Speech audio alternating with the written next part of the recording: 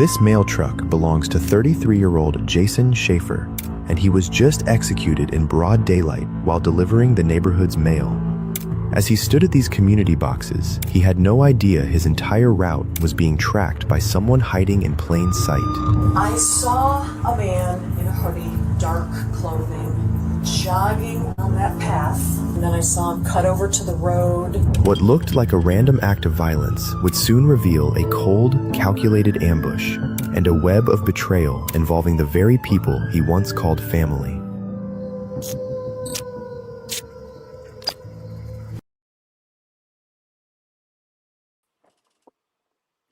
Well, I'll be John Brown. Who you know killed a dang on mailman? All he's trying to do is deliver our good packages, bills, probably some junk mail, but he was just doing his job. Well, we got a case on our hands this morning. Good morning, detectives. I hope you all are feeling great. You in a great place and in a good space. It's your boy UnoDaOne, Jenny Hardheaded son, and you are tapped into the world's best true crime reaction show, The Morning Shift. And you are part of the One's Detective Agency, Morning Crew. Welcome in, welcome in. You know what it is. It's Thankful Thursday. Let me know in the comments what you're thankful for, and I'm gonna read some of those comments throughout the show.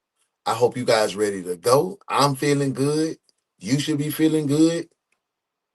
Let's get to the show. Let's see who at work today, because I feel like I've been talking too much. Y'all feel that too? Yeah. So let's see what Hansy talking about. Hansy, let's see who at work today. Bernice, is this the right area for the roll call? Where the paper at? Let's see who had the job. Who? Is Pernell here? What about Leroy? Did Leroy bring his country at? What about Sheikah? Is Sheikah here? Oh, they don't work in no more. Well, I just want to say, welcome in. This is the morning shift. It's your boy Hansy. I'm back. Welcome to work, detectives. Bernice, did I do that right? Bernice! Roll call.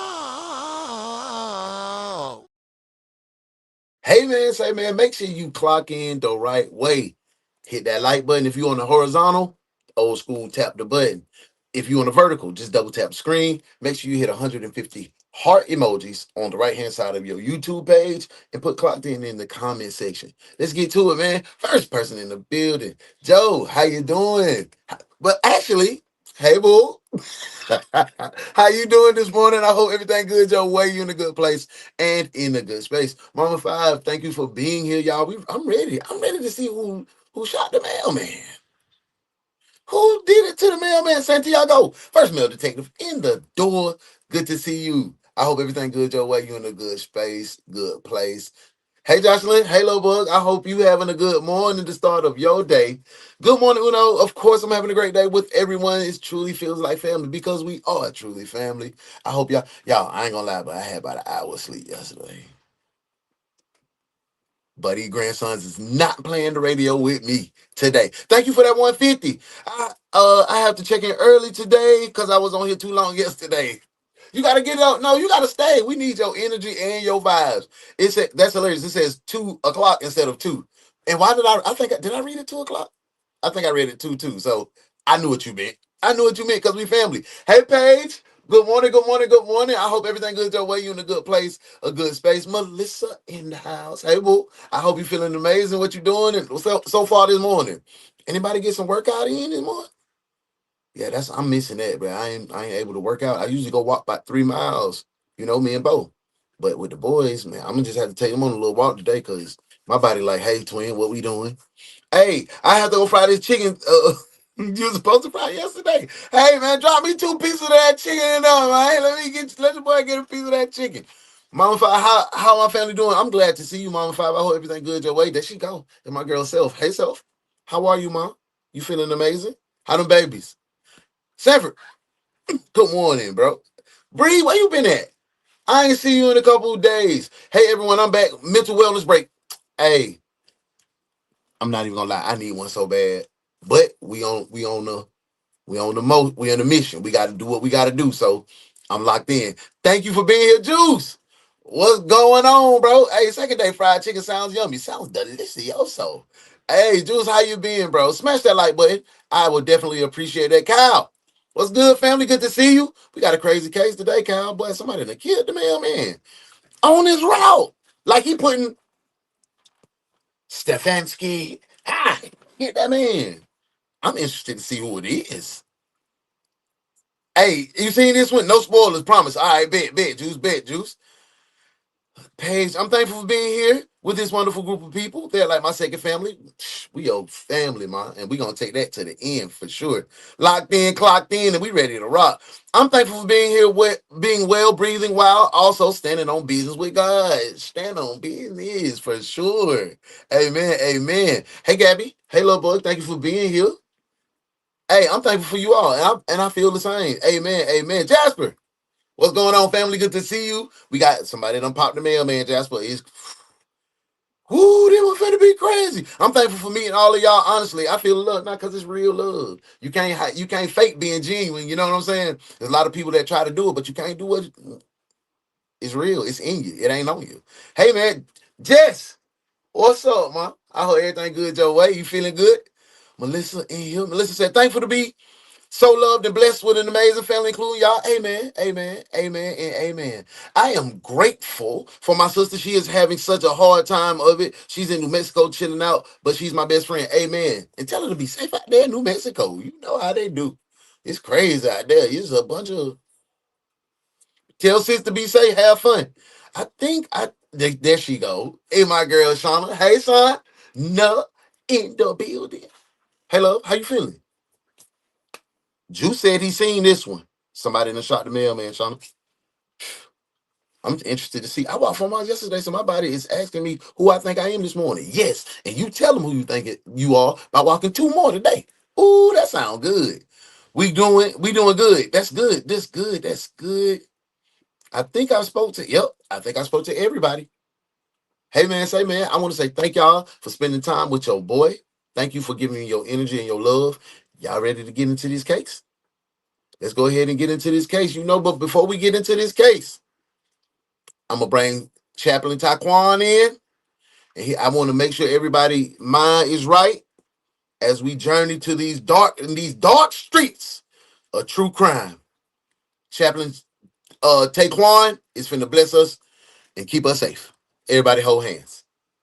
Oh, when I say, come on tonight. When I say, come on tonight. All that I want to be in that number. Oh, when I say, come on tonight.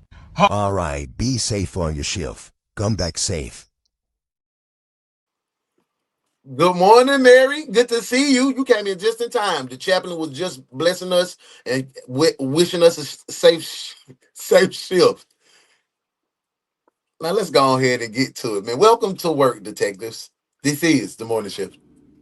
Here this morning, police are looking for a The suspect only detective agency capable of handling these grotesque and obscene cases.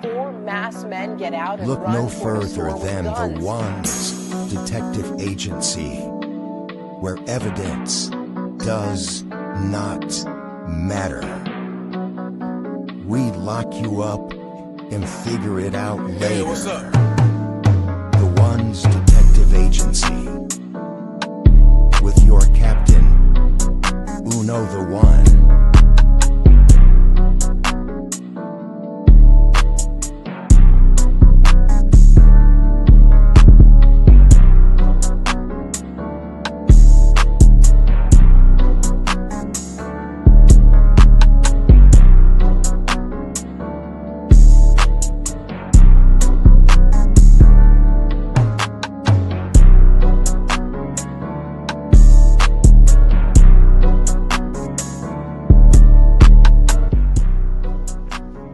Welcome to the One's Detective Agency.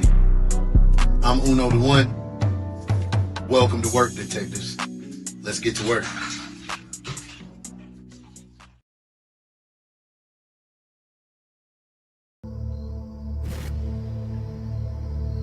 October 13th, 2021, Longmont, Colorado.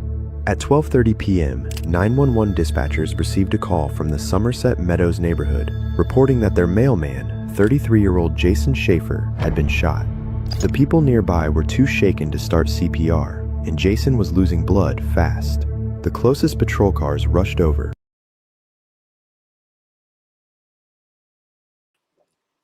See, now I'm pissed off already. The people around was too shaken to do CPR. So he's bleeding out. Man, what the hell are you shaking to do CPR for? At least the chest compressions. What you shaking? You can't put a little pressure on a little wound. Thumbs down to that neighborhood. Y'all ain't even try to save the man's life. And y'all know this man probably been on this route at least 3, 4, 5 years. Talking about you too shaking. Too shaking for. Let me get back to this case before I be upset. It's thankful Thursday, and I'm upset already. Hoping they could reach him before it was too late.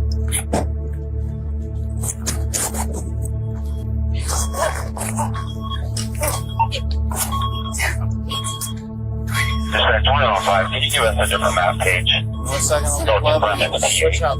We're at the corner of Heather Hill and Renaissance, and I'm out with Wheeler. Copy, Heather Hill and Renaissance. Oh, okay, the cops on the CPR. Here.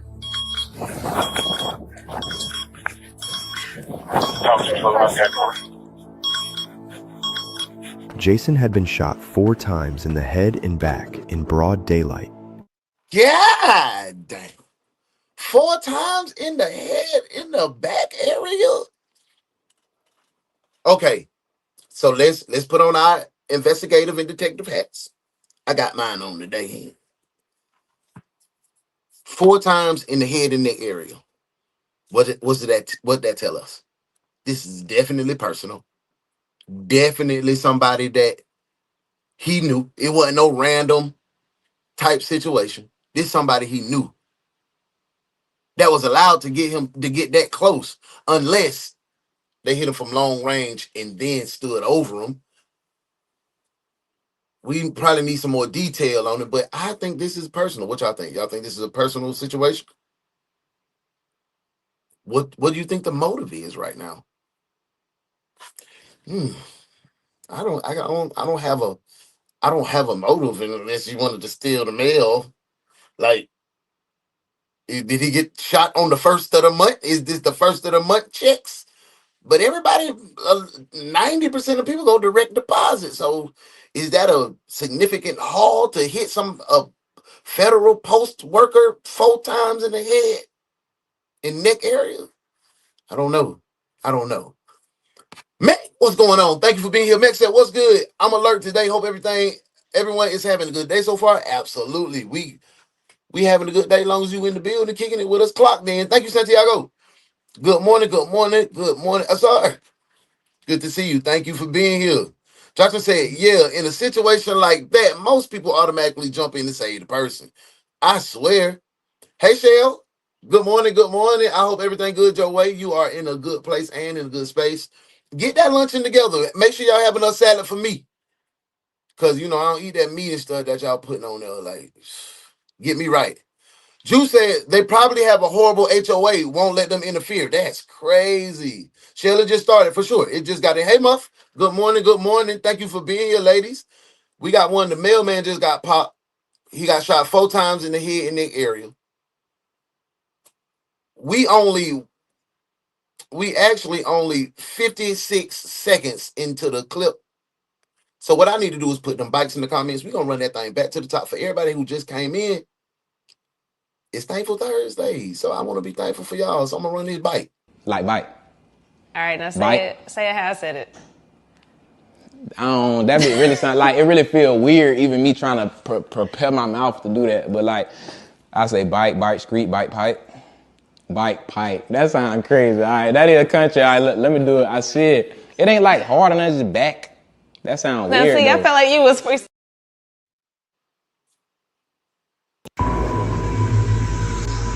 Muffin, you so old. Good to see you.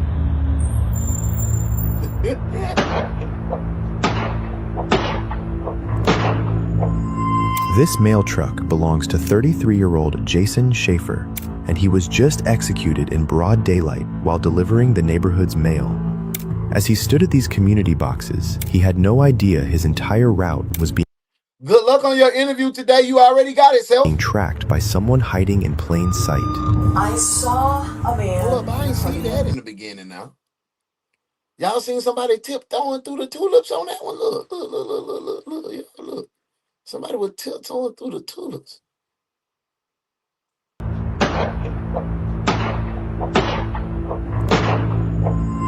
This mail truck belongs to 33-year-old Jason Schafner, and he was just executed in broad daylight while delivering the neighborhood's mail.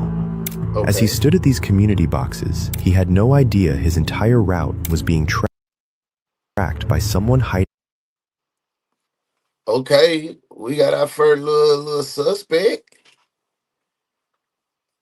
It look like, what y'all say? That's a guy, lady. What y'all think? Let's talk detectives. This one crazy. Lady or man? I think that's a man. I think that's a guy. I don't know from the top angle. He might be just a little chunky body like me, you know? I don't know. Guy? Bree say tax return gone wrong. Ooh. Hello, Miss Joe. Let's see. All I know is the verdict better not be light. You better get ready for it, because we ain't get a good verdict in some days, man. We ran that back to the top, so we understand. Y'all think this is a fella? JDT Trav, what's going on? Good morning, good morning, good morning. Thank y'all for being here. That's sad, that man dying with everybody he knows not trying to help him at all. That's crazy to think. Yeah, as you lay dying, walking to work, barely seeing the comments. Take your time. Take your time. Hey, loving, good morning. That's a guy. Okay. Trav, mini criminal. I remember hearing about this, I think. Dang, that's crazy. Juan, what's going on? Uno, I got them Juneberry. Okay, Juneberry Red Bull. Let me get two on, twin. Let's get back to this case. In plain sight. I saw a man in a hoodie, dark clothing, jogging on that path. And then I saw him cut over to the road. What looked like a random act of violence would soon reveal a cold, calculated ambush and a web of betrayal involving the very people he once called family.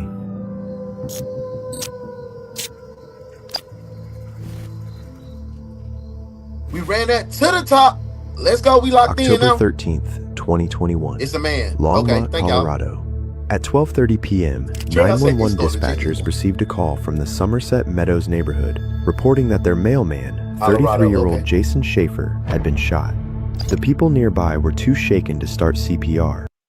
Too shaken. Okay, let's see who the hell is too shaken. I'll give Dad down there in the bottom right-hand corner. We'll give him the benefit of the doubt, right? But who else is too shaken to assist in CPR? Everybody in the other three frames look fully capable and prepared to step in and do some chest compressions and possibly breathing. I'm still mad about that. And Jason was losing blood fast. The closest patrol cars rushed over, hoping they could reach him before it was too late. But the feet small. And then that's what I was saying. It looked like a man. I don't usually have to question no man, but because I don't, you be like, okay, yeah, that's a dude, right? But what I saw was like it was kind of top heavy. It looked a little more than man boobs, it looked a little more than that. It wasn't. That's the only thing that threw me off. But y'all, hey, it's a man. I was off, but Bree was with me. Thank you. Dispatch 105, can you give us a different map page? One second. We alive, girl. We happy. We're at the corner of Heather Hill. You got and breath in your Renaissance. body. Don't let a little 1 minute ruin your whole day. You be in a busy mood, you might miss your blessing that God's gonna drop on you today. Go take your 10 seconds. Take some in through your nose, out through your mouth. Get you a mirror. You got a mirror. Look, pull your cell phone out. Don't turn it on. Just pull it out. You know how you have that glare, and look at yourself and say, "I'm the shit." Remind yourself real quick. Yeah, like, nah, I'm awake. Remind yourself.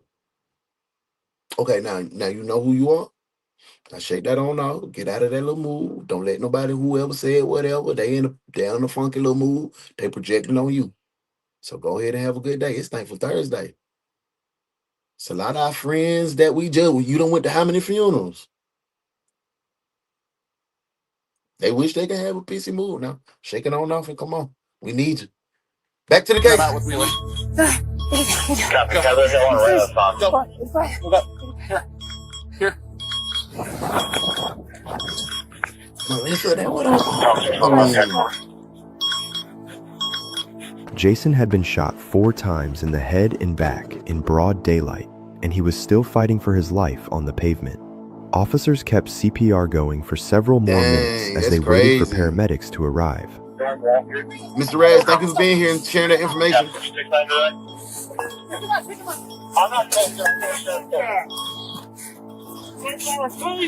That's what I'm saying, John. That's crazy. This had no air. That was a wild case too. It's about 10-year-olds. Working on it. All of them? Go. I asked you to look out for the shooter and we'll take care of this. Yep. Thank you. You got it. For a shooting in broad daylight, you'd think finding the killer would be simple. It wasn't. Right. Even with multiple witnesses hearing the shots and seeing the shooter, they were still gone before police got there. Before we talk to Dad, I want to see what my girl JD said. JD said, once you start CPR, you can't stop. Good Samaritan laws don't protect you. People have woken up and sued for breaking ribs. Crazy work. And I understand for sure. I've seen that happen several times. I had to give CPR on my youngest son before he finally was pronounced deceased. I'm sorry to hear that. Sending major love your way, Mama. Sorry to hear that. But thank you for sharing that information as well. I have Dr. Dre in my playlist for sure. Doc, I'm saying that's a chick trying to disguise herself as a dude, Shauna. It's just the boobs didn't sit right to me, twin. The boobs didn't sit right to me. After the man, I did see a woman running with long hair. That's what I'm saying. The beanie was kind of thick too. You see, I'm a man. I had my hair down. It was like the beanie was like, hold on. It was like it had the little, y'all ladies know how it is. It had that little lump like that. Yeah, it had that in there. So that's another thing that made me suspicious of the activity. And y'all probably like, oh no, look at you looking at titties. Y'all always be in my business. Bang, bang, bang. Okay. And then I saw a guy with kind of about a sturdy guy with a jacket. See, he said it was a guy. Dad said it was a guy. That direction. Let's start working south for a perimeter south. Hey, I need a quick tap in. We was talking about moves and stuff. Y'all made me feel insecure, so we need a quick little tap break. So I need you to use your fingers or your thumbs. Pick your favorite emoji to the right, hit that 150 times, and come back in the comments and put tap break. Back to the case. I'm depending on you, detectives. And then we'll get him set up east. Which way did you see him running? I saw him. He run across there and then run. Hey, Josh, hold real quick. He went south from here. Can you just start mobile right now? Natasha, how are you? That's the header here circle. I've been here, lover. Because run in that direction. Just I've been right here. They said YouTube haven't been giving out notifications, so that may be the case why you haven't seen me. But we missed you. I hope everything's good your way. I asked somebody to just see if the bike's somebody. Hey, Pierce, last information, he was running southbound and then headed southwest from Heather Hill Circle diagonally through the houses. My witness is saying now he went southeast from Heather Hill Circle.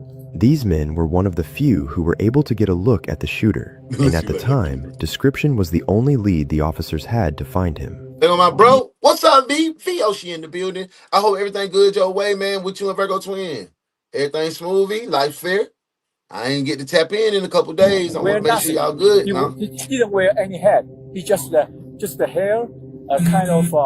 Could you tell, was he white, black, Hispanic? Looks like, I'm sorry, white. White?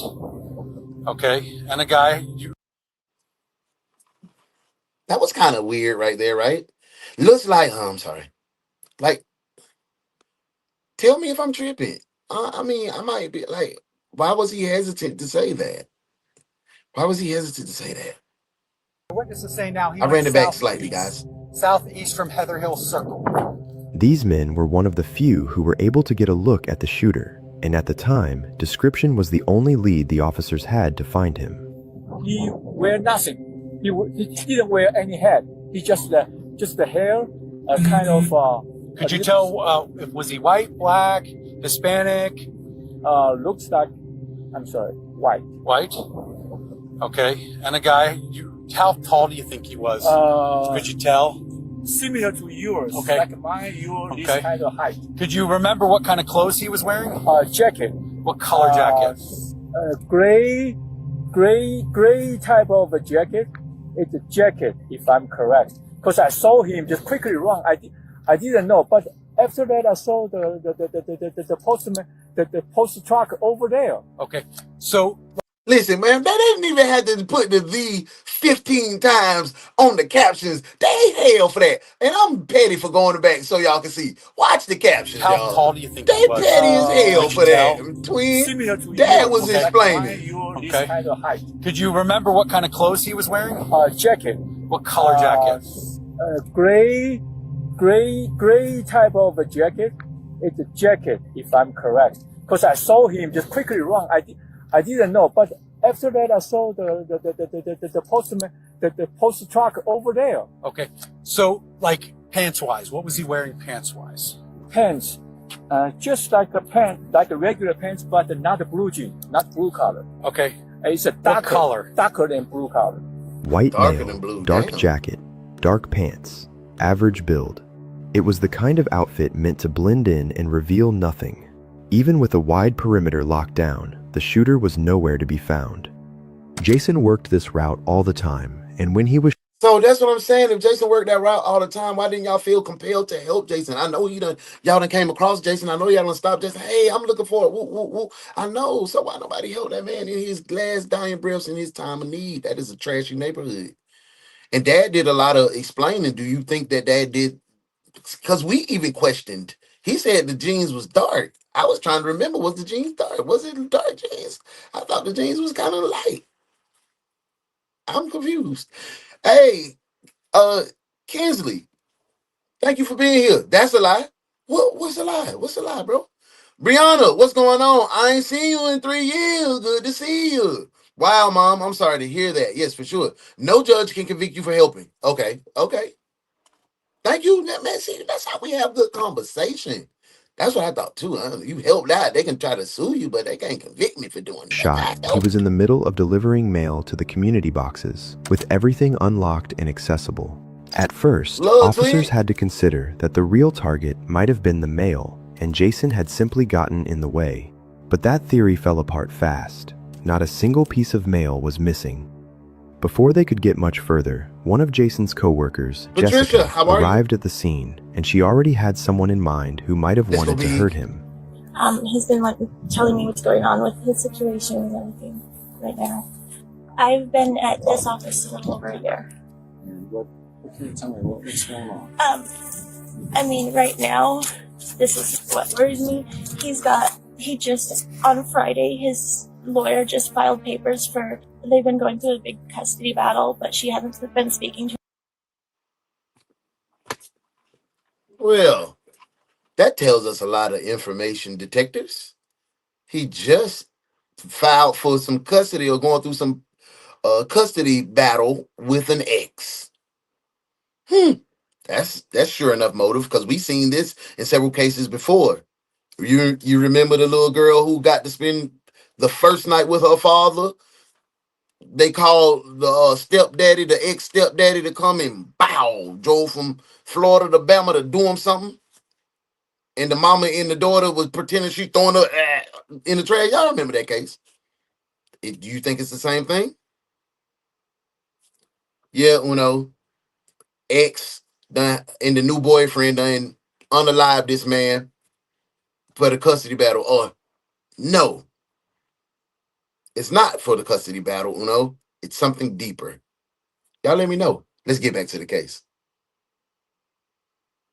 Him at all, so he filed some more papers so that he could get more time. And I know she probably would have been served yesterday or today. That's what I'm thinking. She's been coming to the office and kind of like, she also works for the post office, but in Loveland. She showed up one day and said she was there to help, and as soon as he left, she left. Like, she didn't even help us or anything. It was weird. And then the other day I caught her and they're going through his stuff at his case. And when I walked over to ask her to leave, she just kind of like left. Well, what is her? Her name is Devin. Devin and debate. Jason met through the post office in 2015, but after he done found him a work wife, made her the real wife. They done bump uglies, had a little baby or two. Bruh want the baby, she tweaking out. It seemed like it's coming together for me. But who was the man running? But we did see a long hair shouted in the clip too. So is it two people working together? Her and the ex? She the getaway? Or is it her? Because like I said, I seen the and the hair lump, Y'all think it's Devin? I'm kind of thinking it's Devin. Back to the case. After having their son, Chase, the relationship fell apart, and the two ended up working out of different facilities. Things were already messy, and the custody battle only made them worse. I know them didn't. I know when I feel Joe. I ain't want to say it, but Devin kept showing up at Jason's workplace, and it was getting harder and harder for him to get any space from her. And she's crazy. From what I know of her, she's crazy. But I don't know if she's this crazy. It is her child's dad. But she would have been served probably today with the holiday, I would think, maybe yesterday. Tell sis I still need that earring for me, man. Like a plug. Like I can a sterling silver that I can put it in and it's just a little dangle, like a plug, like a lightning, like a plug that you plug into the wall. Like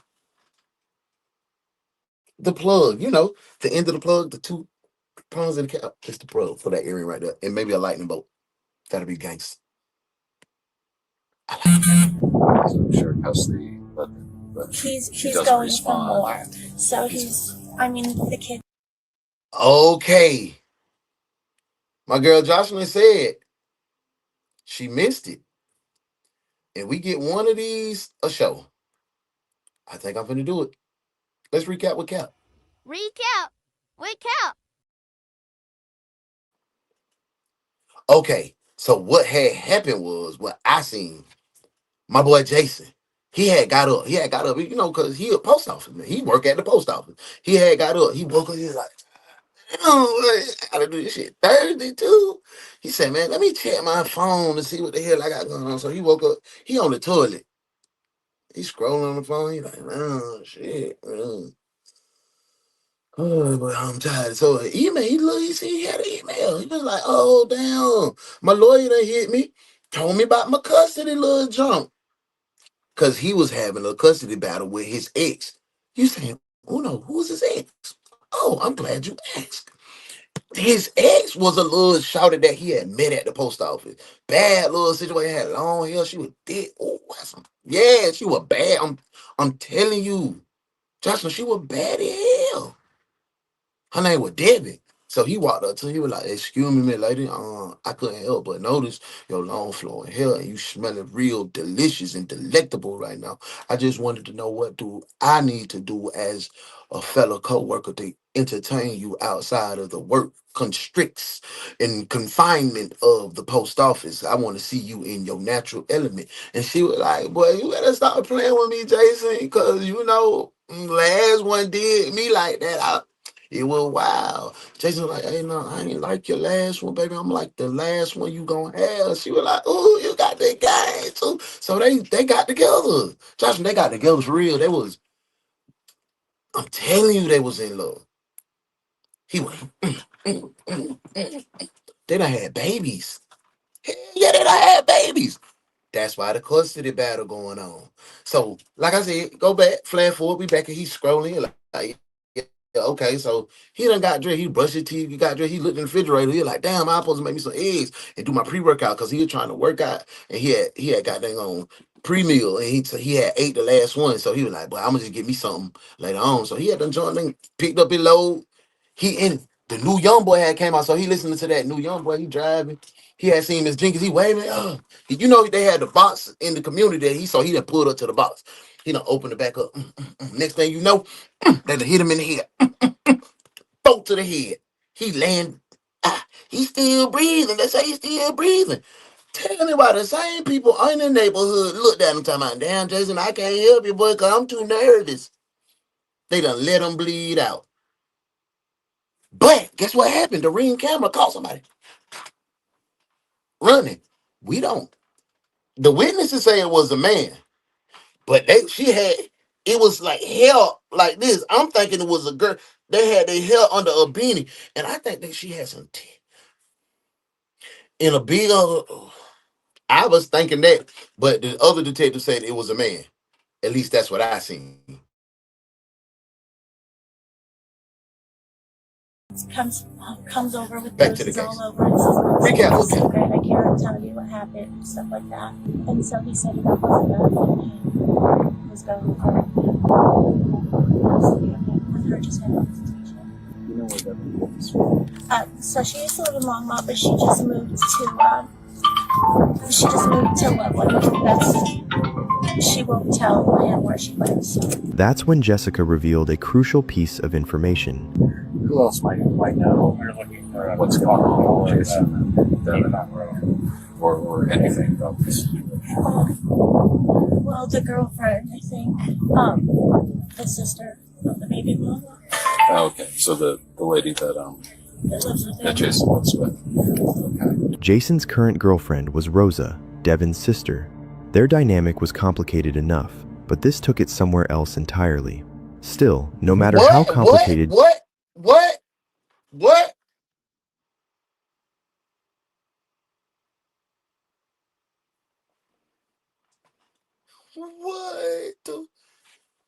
I know I did not improperly that.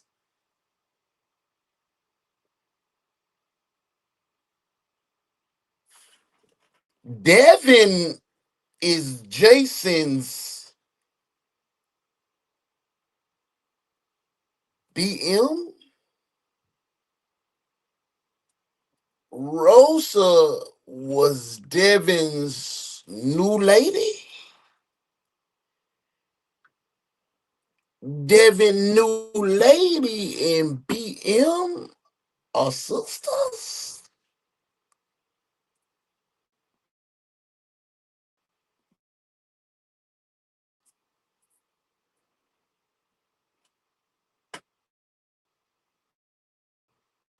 Where are you going? See if I can find him. I'm gonna stay out people Aren't you business. going to eat first? I don't want any. You don't want any? I've been cooking all day. You can at least try a bite or two. You're hot stuff, you know that? I mean, I've been cooking all day. I missed Oprah, Phil Donahue, Joan Rivers, and Dr. Ruth. I don't know what's going on. Jason's personal life was, police had a killer to find first. That's when a neighbor came forward and told the officers that they saw the whole thing unfold. I knew the mailman comes noonish, so I had seen the truck out there. I was sitting at my desk, I heard 1, 2, by the third noise, to me I was like, what is that? It sounded like someone banging on something. By the third noise, I came out here, and then the fourth one went off. I saw a man in a hoodie, dark clothing, medium-sized, not huge, not small, medium-sized man, jogging on that path. So I saw him jog on that path, and then I saw him cut over to the road, and I didn't follow where he went from there. I went downstairs, and outside I called 911. So one of the 911 calls was from me. Okay. And I went over to the postman who was on the ground, bleeding from his mouth. And Melissa, it looks like you right on point with it. Melissa says, maybe Mailman's new girl's ex. We seen that plenty of times. But we didn't know the ex was going to be the damn sister, too. God. The 911 officer was trying to talk me into doing CPR, and I was afraid. I knew you worked for that damn Oscar Nicholson. Do CPR. I waited till the police woman came, and the police woman started CPR. She had seen the shooting happen. Joe, boo, I thought I seen. I'm sorry. But even she couldn't give police a clear enough look at the suspect. So officers started going door to door, asking neighbors to check their CCTV. I know Miss Pearl seen something. Right there in that top left, I know Miss Pearl seen something. She seen everything in the neighborhood. CCTV and doorbell cameras. In cases like this, home surveillance can be the difference between a dead end and a breakthrough. But most of the cameras nearby weren't pointed in the right direction. Then, just when it seemed like a bust, one house turned out to have a direct view of everything. We're not gonna roll past that. Walking up. No, for He real. walked around, but he walked behind those houses. And you'll hear the gunshots actually. Cheating with the auntie is wild too. He got with the. Oh, she got the whole kit and caboodle on hers. And then he runs back that way. Looks at it, and Chuck, you can see, comes out and walks over. How are you? Welcome, man. Thank you for being here. Hunter said BM. It's BM and her sister under this. Wow. Must live somewhere in this neighborhood if they are coming in this way. But Chuck came out pretty quick. Chuck came out within 20 seconds. Yeah, he was thinking at 20 minutes, but he came out. He came out immediately. All right. And But then he didn't. even over there, I think he probably didn't see him. Or did he see him? The footage made one thing obvious. The shooter had been waiting for Jason. The moment he turned toward the mailboxes, the shots fired, one after the other.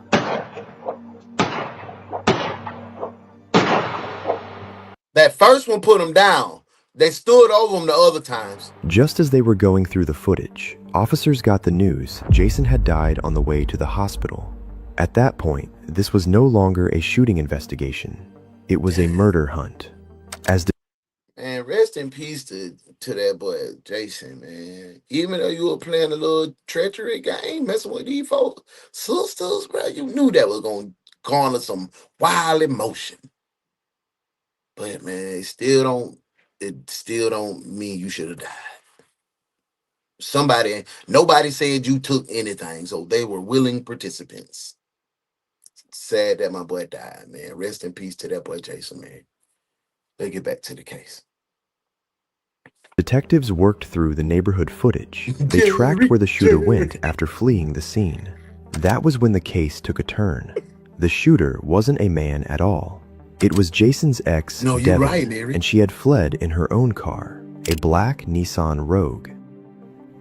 It was Jason. Who? It was Jason. I was talking to my detectives. I'm finna spin it. Little slight bump back. Just a bump back. That was when the case took a turn. The shooter wasn't a man at all. It was Jason's ex, Devin, and she had fled in her own car, a black Nissan Rogue. I knew it, twin. That ain't no dude. Man, that thing, it wasn't no dude. I knew it. One of Jason's supervisors was also there, and she explained how Devin may have known exactly where to find him. One of my clerks came to me and told me that she was in the building, looking around his case. That's when I had all the... At work? Yeah. Okay. And this was probably, it was around 15. Hey, Tiffy. Good morning. Is this 15? 13. Okay, so... Yeah. You know, back in my day, I would like me a little chili pepper or two.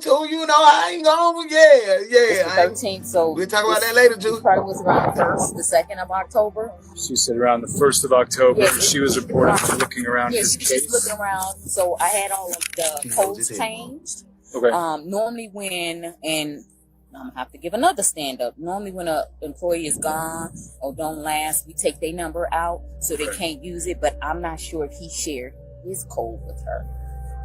And you don't need to get into real big detail, but can you kind of tell me how that works? How does that work with the code? The code, we're assigning a code to each carrier. Okay. So if something should happen in a building, I know who came in there and who we need to So you have to scan with your code in order to get into the building? Oh, you punch it in. But Okay. I find each one of my carriers, even my supervisor, everybody got a different code. Okay. She was given a different code, and I took it out. So how she got in the building, either they left the door open, because carriers do that, okay, or he shared his code with her. And all I hear is lawsuit. Because if this crazy ass girl got into this thing and y'all had that door propped open and y'all, this is one of the reasons she knew what I was doing and she was able to pop me, I hope his family sued the absolute dog ass out of the post office. Because that is horrible. Unless he did give her the code, man.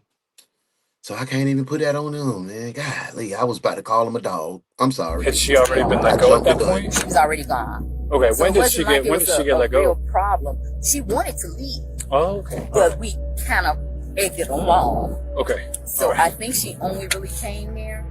Mom, I told you, them hills were too hippie. And then, what really threw it off when she was running, she had the. And y'all know when y'all just be getting y'all hair done or y'all don't want y'all hair to get wet and y'all stuff it under there. And it had that little lump. And the way she was running, she had a little dudes be like this. Straight up and down. See, look. Straight up and down. Girls, when they run, they just a natural, not a track, not a sprinter, just a regular. It's kind of a twist with it. It's kind of a dudes like, we stiff as hell. We straightforward. Girls, y'all, it's your natural run. You know? So she had a little twist with her. That's how I knew it. What's going on? Maybe I'm a womanizer. Now, what do you mean by his case? Well, we have the case where they kissed the Mailman. So it's his carry case. Well, everything is that I don't know if she was looking for keys. And again, I don't want to say it's her if he told her to come get something. Because, you know, a lot of the wives and girlfriends will come, they'll leave things, and then they'll come pick it up. Okay. But no one has ever physically came in a building and come to the front and then they ask, hey, such and such say pick up, I need to pick this up. So I really can't tell you what. She was just found inside the building. Yeah. She didn't ask anybody to come in. Get you some rest, Bree. Get you some rest, man. I'm gonna get after the show though. I gotta try to squeeze me a nap in too. Cause if I don't squeeze me a nap in early tonight, we might be Cause I'm a little loopy. But get you some rest. I'll see you tonight, 9:05. She found a way to get night in. Shift. He gave her his code. Yes. For her to get in. Okay. Yes. Because Devin had worked out of the same office as Jason before, she knew how things worked and how to get information.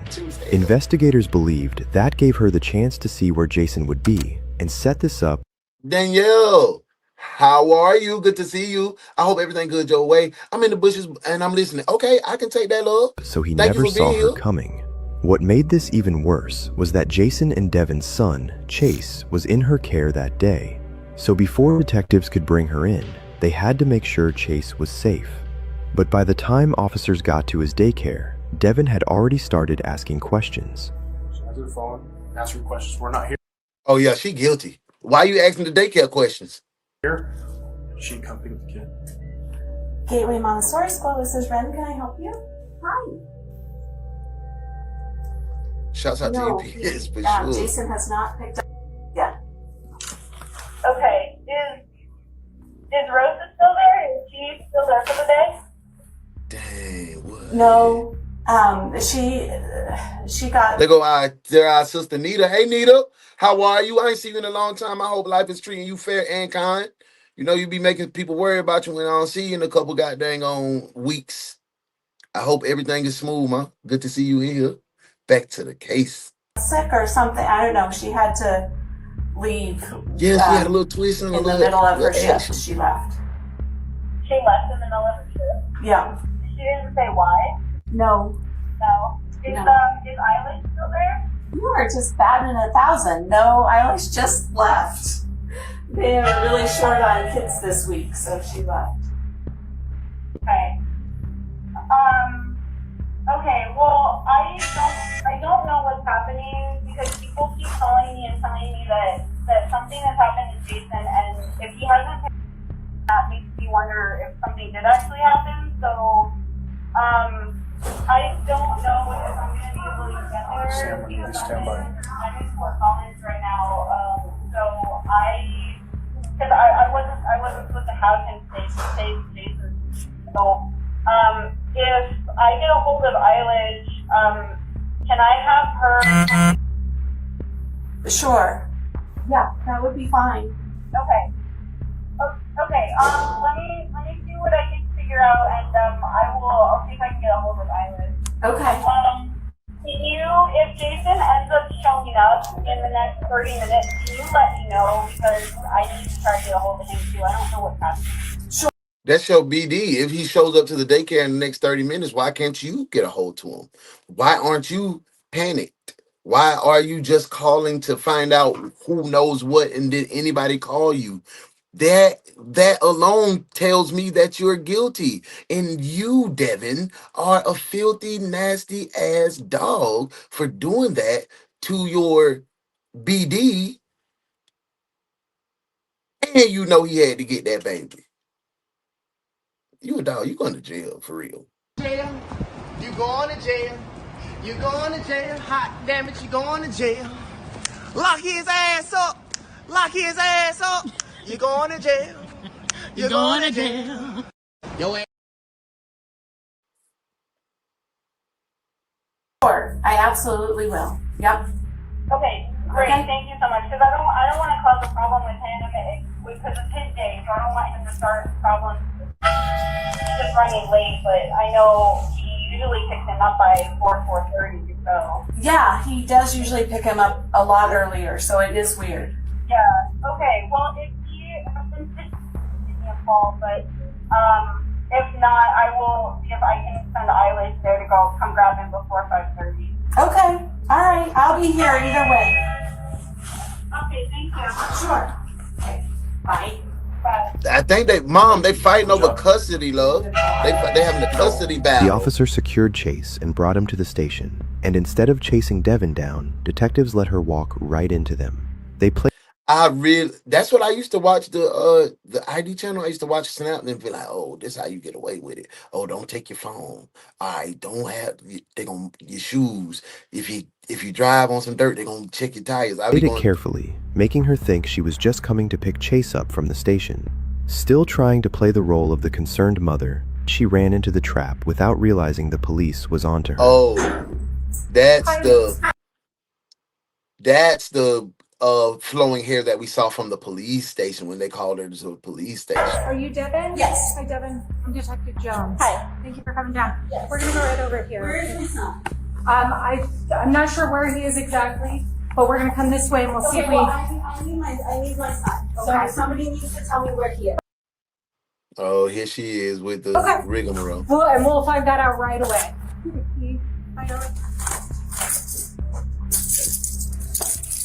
This is just our. We're gonna go right here. I think they're gonna bring him down this way. Okay, well, I need him to be here now. I saw my father's car outside, and I'm not really sure why he's here. Your father's car? Yeah. Who's your dad? His name is Raul. Raul? Yeah. Okay. Is he not allowed to see your Who's kiddo? Raul? He's a registered sex offender, so he better not be around my kid. Okay. I'm not sure.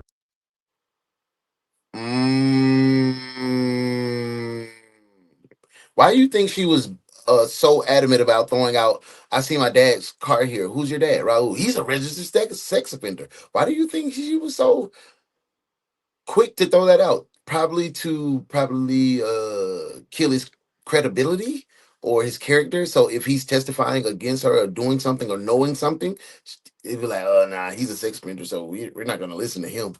She thinks she has this all planned out.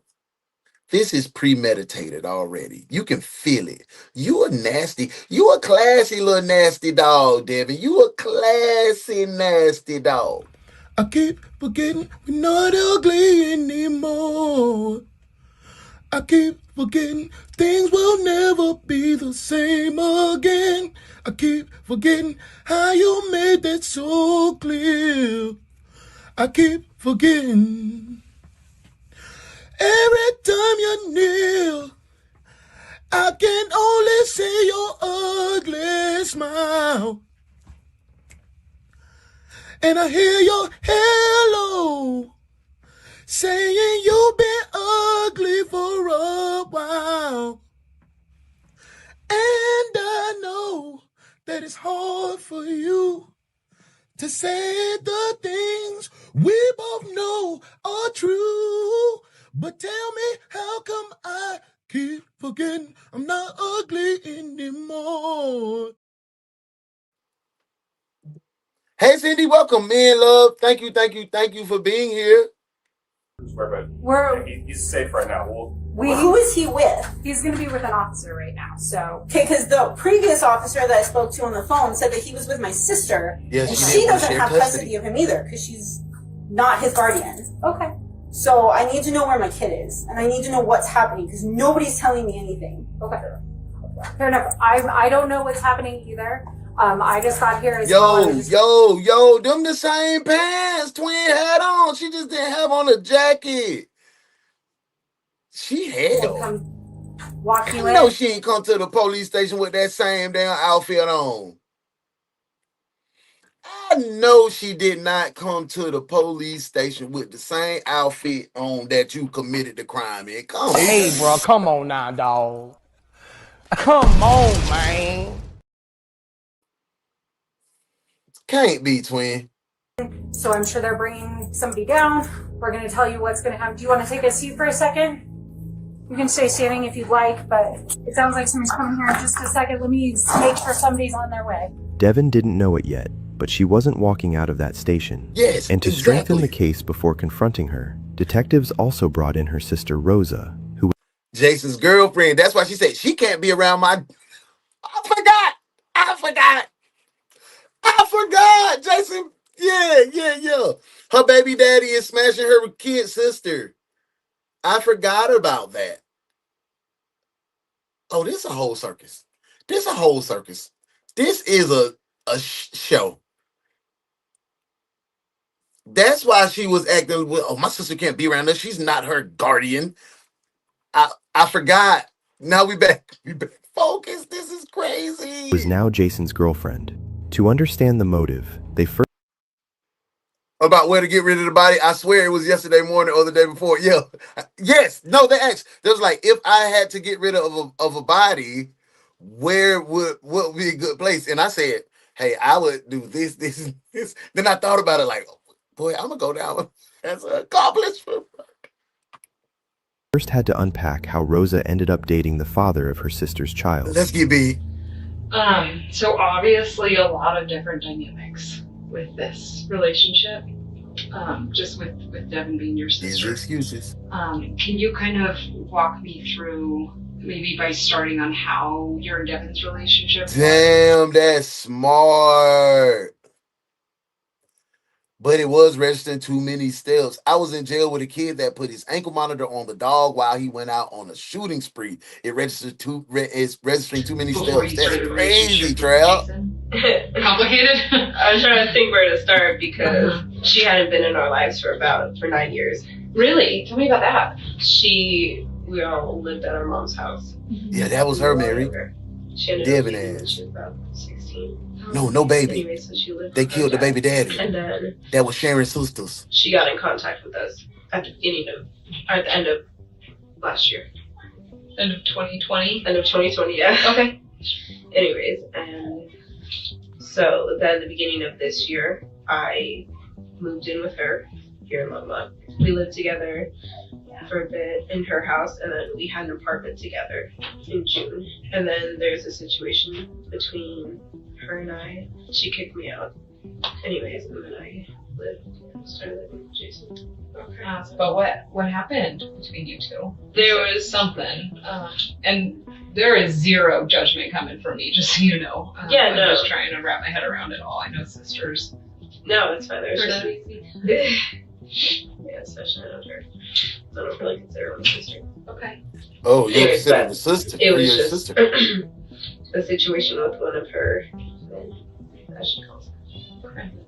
just between him and I. So, and when you say one of her men, was it one of her boyfriends or? Yeah, because she has 2.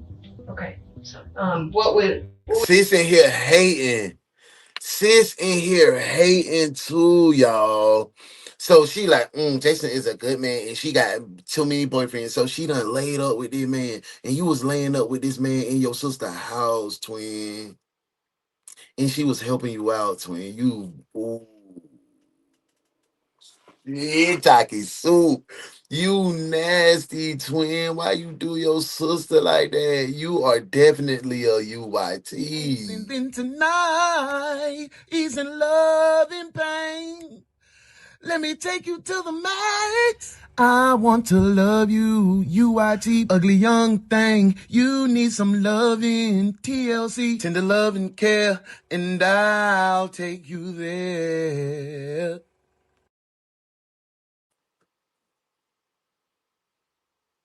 What was his name? Joseph. He was one of the ones I told them about. Okay.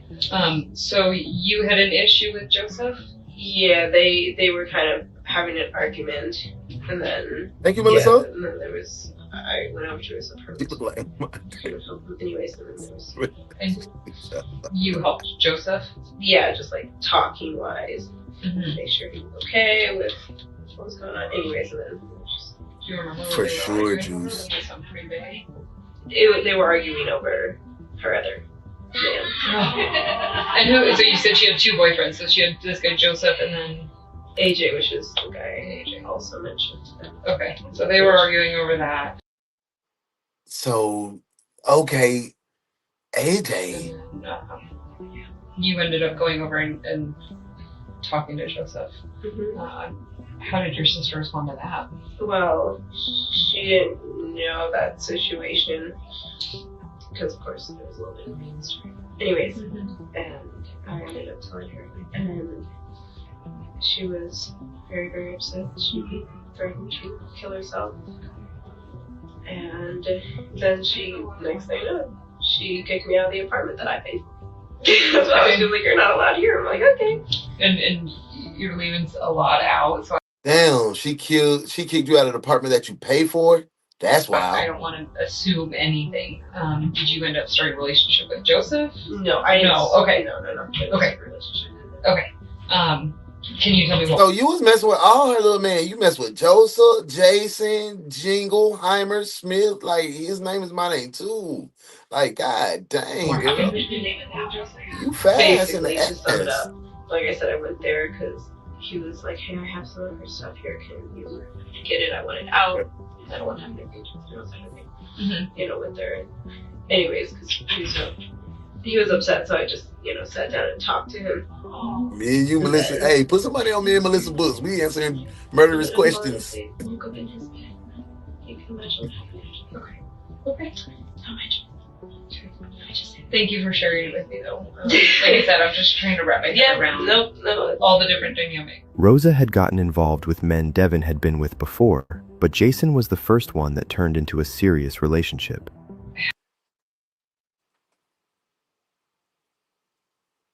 That's crazy to me. You just back here backdooring your sister, bro. Like, and you living in the same house with her. Y'all sharing food and y'all cooking together, and you just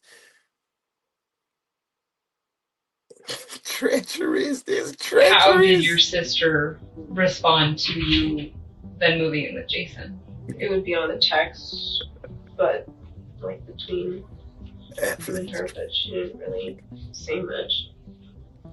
Nothing to you. We all gonna be in jail together. Not necessarily to me directly about. What were her feelings toward it? Devin was the mama. This her sister, Cindy. Was she not angry? But she never said anything directly to you about being upset over you living with Jason? No. Do you know what she said to Jason about that situation, about you living there? When you said she's angry, which what is she not angry about? I guess how did you know she was angry? Just like the little comments she would make. Norwich, the baby mama sister. What's up, Larry? No, that's the baby mama sister. Yeah. They were when Jason was hurt, and she had some things that accidentally left at our apartment, And she was just something like, here, give this to your new girlfriend or something like that. Just, that's what I mean, like just little snoopy kind of comments. Okay. On the surface, Devin seemed willing to coexist with them, but underneath that, the tension was building fast. How do you expect? Devin thought she had them caught out. She done struck out with her boo. And you backdoing your sister and you just taking all her men. You think she's going to coexist? At what point do you think she's going to click out on you, sis? And you're a horrible ass sister. You're a horrible sister, bro. And I don't even believe her, like, the stories, because she literally told the detective in her face, it's a lot of the stuff that I'm leaving out. So if you leaving out the truth, what you doing? Lying. Why you always lying? Oh my God. Stop fucking lying. Eventually, it built into murder. But according to Rosa, Jason had already started to fear that something like this could happen. Hit those likes. Thank you, Santiago. Kind of worried about what Devin was doing because she showed up at his work, the post office, one day. Apparently she was there to get her mail, which is illegal. She's not allowed to do it. And then make this technology crazy, man. Or somebody in the facility saw hey, Candy. her going through. Hey, love. I hope everything goes your way. And she was like going through his jacket pockets and just looking around. We were gonna, try to follow through with that and see what she was doing. Of course we don't know. But, things like that. And a few times before that, they've met at his work for him to exchange, and then she would just walk on in the post office. And again, that is not her place of employment.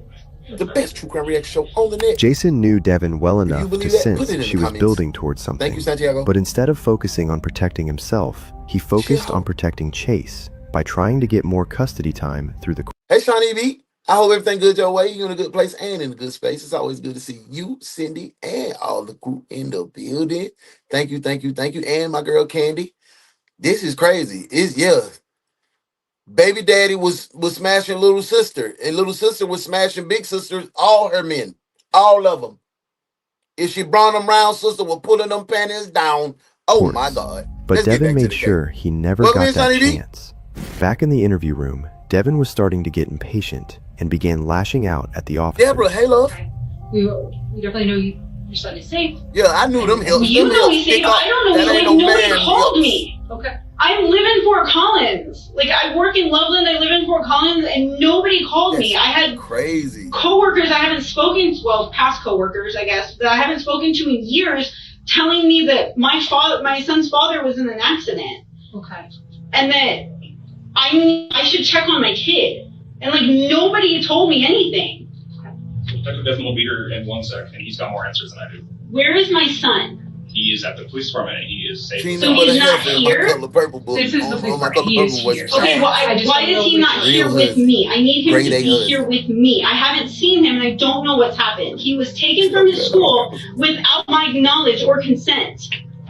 And I don't know what's happened to his father. So I need to, where is he? Devin knew exactly where Jason had been, but at this stage, she still thought she was selling the concern. What, Candy? Candy said, my older sister used to hit on guys I liked when I was in high school. She was married too, and 4 years older. Ooh, she was trying to get her groove back. They're crazy. Listen, me and my brother bumped heads before with a chick. Total accident. It was a person I dealt with when I was a young sailor in Camp Johnson, North Carolina. And it was a girl he dealt with in Raleigh. Same girl, 10 years removed. Crazy. She's like, you remind me of a guy named Derek. He was like, Derek. That was my fake name, Derek. That's another story. We'll get back to it. Let's get back to the case, guys. We're not talking about me right now. We get back to the case. Mother act. But how well could she act if they brought her face to face with what she'd done? I am worried about my son. He is 5 years old. And I don't think any of you have told him anything that's happened. I don't even know what's happened. He's here right now, so we'll figure it out. All right. All right. Thank you. Mind if I shut the door for fun? I mean, I don't really care. I want my son. Where is my son? I'll tell you everything. How about that? You're Devin? Yes. Yes, she was, Yes. Barry. I'm Steve. You can call me Steve. Hey, can we agree that the baby sister is Rosa is a hoe? She's a hating hoe. I gotta call it what it is. Ain't no way, cause 3 of your sister men. You a hoe. You a hoe. You know you a hoe. Yep. 3 different men at the like. You know what I'm saying? You can't do that after your sister. You said my sister never hits on my gals, thank God. I would have been out of there. I would have been like, sis, you hit on my girl. You play too much. You gonna get her too. You gonna get her too, sis. What if your sister take your girl? That's so. As a man, your sister take your girl. You'll be like, oh damn, sis. Oh, you so wrong, sis. We gotta kind of step back here. No, but for I'm gonna tell real. you some bad news. I heard that. City positive vibes. Simple. Boyfriend, is it? Big love. I just call him my son's dad. Son's dad. We were never married, but. He died today. Let's go be. Her reaction was the first red flag, and it only got worse from there. Hold on, let's go back. I want to see what he said. What's the Was the reaction? first red flag. Boyfriend, is it? Ex-husband? I just call him my son's dad. Son's dad. We were never married, but. He died today. Her reaction was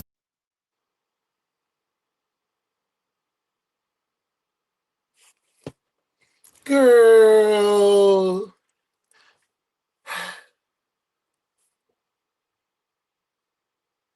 What the hell was that?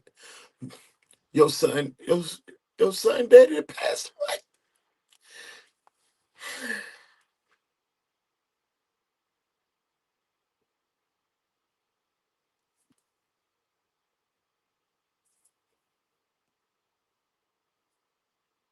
Mm-mm. Just for that. Security.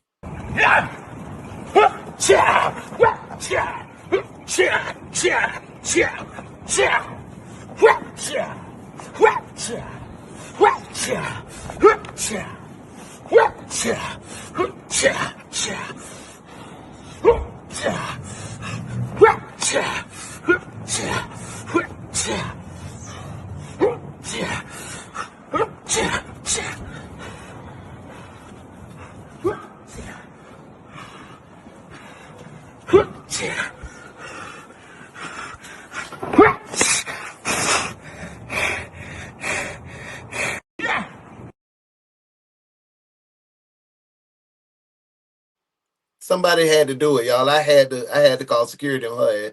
Hey, welcome into my bro Ace. Ace in the building. Make sure y'all tap into my bro Ace. You know we got that true crime locked up. What up, bro? I got my boy Ground. I gotta stop saying my boy and girl until I figure out. Cause she done hit me with the whoop. Hey, Groundbreaker in the building. Thank y'all for being in here. Team, we in this thing. We halfway through the case. We got a case of young Jason the P. He done got the older sister pregnant. The baby sister a thought. He done slid her down, bust her down. Yeah, it's wild. Not Jason dead. That's all I'm saying. Welcome to the case, guys. And it only got worse from there. What? How? What happened? Someone shot him in the face. In the face? Where? On his poster. Wow. He was working today? He doesn't. Colorado? Someone came up and shot him. At all, Joe? Not at all, man. When did this happen? At 12:32 today. It is 6 o'clock. With those questions, Deb. Hey, man, y'all don't. Hey, chill. I'm gonna tell y'all about it. Darius will tell you. My baby brother he called me. He was on the road because I told you he signed with Block Entertainment. He was on the road. He was in Pennsylvania. He was like, bruh, It's like 1 in the morning. I'm thinking somebody done did something to my little brother, because that's the time I was wild in the streets. Then I was like, oh shit, they boy calling me. I'm finna pull up. It's finna be wild. He talking about, bro, man, I'm messing with this little girl. Ooh, I almost said her name. I'm messing with little Shawty, man. Woo woo. And she said, she know you. And I said, no. She said, yeah, your name Derek Dallas. Y'all, I ain't no better than the girl that's messing with her sister, man. Because Derek Dallas is my cousin that passed away. That's his name. When we get to heaven, he probably gonna beat me up. Yeah. Evan wasn't grieving. She was fishing, trying to figure out how much police knew and whether she was still in the clear. And I got a lot to tell you, a lot to share with you. I want to tell you that your son is safe right now. But I want to read you your rights just so you know about it. Let you know that we're recording this because we have to. We have to record everything. And just so you don't play any games with you, because I don't like to play games with you. Read me my rights? Yeah, just get it out of the way. For what reason? Well, that's why it's always a good time, bro. Your son's dad died today. And so please typically look at the butler or the ex or somebody who owes a lot of money. So we want to ask you some questions about do our due diligence. I don't think he has a butler, so we got to rule the butler out. So we at least got to ask you some questions about how he died. Maybe you know something about it. I was at work today. Okay, perfect. You got a good excuse. Shouldn't be a big deal. But I want to ask you about it. I gotta get a hold on, Trail. Move on to the next suspect. Nisha, you know, hey love, do my job she is nasty. She nasty as hell. You know, work. I mean, I'm sure you're concerned about his death and you want to investigate it fully. You don't want us to sweep anything under the rug. No, of course not. But Y'all, are we locking Devin up? Y'all feel like we got enough to go ahead and put her in cuffs? My girl Shonda said, "Ma'am, please turn around. Put your hands behind your back." Y'all, I don't think I shouldn't put the cuffs on Miss Devin. I'm gonna let one of y'all do it because she had a little case back there. I mean, I wasn't looking at the suspect. Just put the cuffs on her. Somebody else do it. I don't want to get a harassment charge. Your cuffs, detective. Cuff him. Cuff him now. In police investigations, this is like standard 101 stuff. You gotta rule out the butler, you gotta rule out the ex, you gotta rule out the bookie who owes a lot of money to, and start working it. It could just be a random shooting, but we gotta do due diligence and figure it out. And our cases are reviewed by the DA's office, and they want us to do it right. People have a lot of pressure on us, making sure that we do the right thing. And so I don't want to do anything, because the case is so serious, I don't want to do anything to violate your rights, anything like that. So my rights and my son's rights were violated when you took him from school and did not contact me. Yeah. Girl. So that's what I want to talk to you about. So let me read your rights, just so you know what they are. Have you ever Boy, seen he's cop so shows? sarcastic with the reply. Yeah. They're all like every Darlene, hey, how are you? I'm going to read them to you, although you... Phony, foolish, because she know she did it. Lock her up. Lock her. We got her now. Thank you, Darlene, for being here. Yeah, that's trash. She trash for sure. Once it was And so is her sister. Rosa is not getting off the hook. I want to made lock her up clear too. she was a suspect, the nerves kicked in. And what stood out most was that she seemed less upset about Jason being dead than she was about officers picking her son up from daycare. She's my sister. The child is here. The child is being interviewed by a forensic interviewer. He should not be interviewed because I didn't give consent for him to be spoken Joanna, to. thank you for being here. Was he there? I hope you can become a part of the family and join us. We go live every day, 10:35 a.m. and 9:05 p.m. Eastern Standard Time for the night shift. Come be a part of the family, Joanna. But he's going to tell us about the relationship between you and his father. But I don't. You don't understand. He's fired. Well, he might not have anything to say. But no, I don't understand how this can all happen without me even knowing. Jocelyn, you remember that? I hit you with the Judy chop. Yeah. Tell me y'all remember the Judy chop. That anything happened in the first place. Because we don't release children to abusive husbands that kill their wives. So you're saying that I am abusive and I killed his father? I'm saying that this is police standard practice 101. We don't release children to Carolina, sweetie. I'm not asking you to release him. I am asking why I was not contacted in any sort of form about my child's whereabouts or that there was even an incident. I don't know about that specifically. I know we wanted to find you and we were trying to track you down. You could have found me when you picked him up from school because they have my information. I pay for him to go to that school. Yeah. They have that information. Well, I'm going to talk to the officer that did that. Like I said, I wasn't there. Okay. We're kind of going around in circles here. I'd like to exonerate you if you didn't have anything to do with this and get you out of this police department. Yes, because I would like to see my son. I don't think you want to hang out with me. And I think you want to see your son. And I want to check off all the boxes and make sure we can release the Sunday night. When trying to rattle the detective didn't work, Devin switched tactics and started trying to make Jason look like the problem. I had filed a restraining order against him. We had an altercation. Here we go. I asked him to leave my house because he wasn't living there anymore, and he got a little physical while I was holding my son, and he was an infant at the time. And so I filed it to get him to back off a little bit, and when I went to make it permanent, they're like, you know how hard this is going to be. Like, if you make it permanent, like, it's going to be really hard to do transitions because he has partial custody and all of this stuff. So that's going to be really hard. Like, you understand that, right? And so I was a new mom.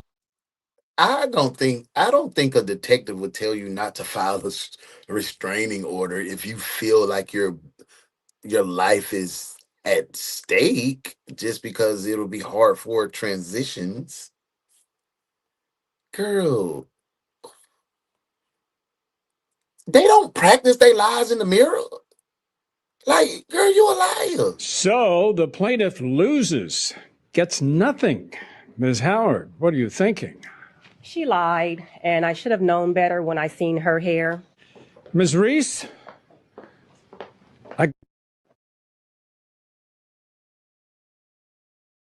She's just a liar, y'all. Like, I couldn't do it by myself. And yeah, and I was like, I don't, hopefully that won't happen again.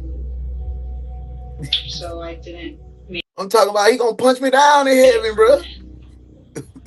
Well, that's understandable.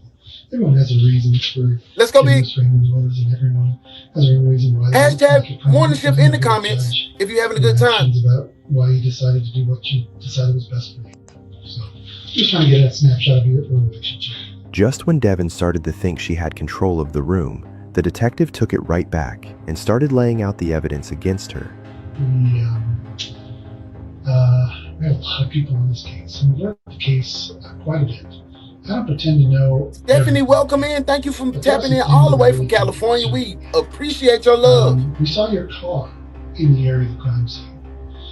Your car was on East End Road that is missing a front passenger front hubcap. We caught your car on a license plate reader a little while ago with your license plate. Ooh, and got that chicken fried, Jocelyn. Yeah, let me get a piece. Sure enough, in the videos around the crime scene, that car is there with that front passenger bumper or hubcap missing. You said you're at work today, but your scanner goes off before the homicide and turns back on well after the homicide. And they track your scanner that's used at work to your boyfriend's house, AJ. So that's really kind of concerning. So AJ is AJ in on it. We called that out in the beginning, though.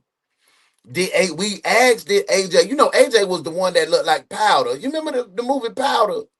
Y'all remember AJ? He was on here. He was on the camera looking like this, like Powder. You remember the movie Powder? He was. No. I'm gonna get on back to the case, y'all, because y'all be acting like y'all don't know what I'm talking about sometimes.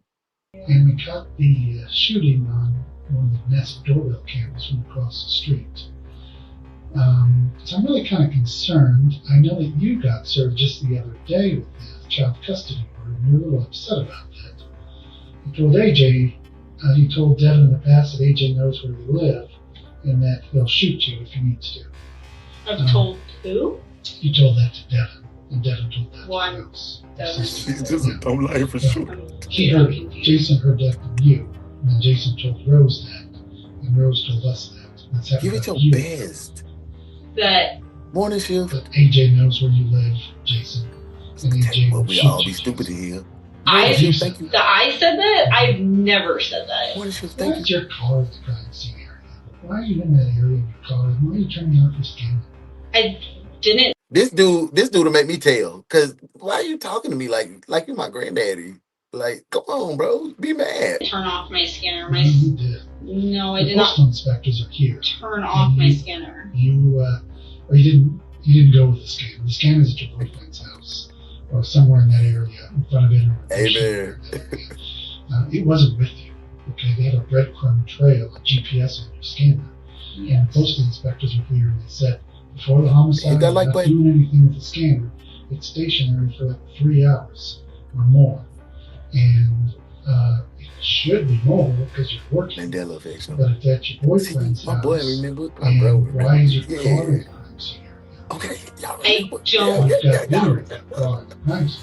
I don't know why it would be on camera Hey, that Tanya, good morning, my good car morning, was good down morning. there, Good but to see I don't. Listen. If I don't scan packages, then obviously I'm not doing that. But I did stop I did stop at his house for my lunch break, sort of. Devin's original alibi was simple. She said she was in Loveland, delivering.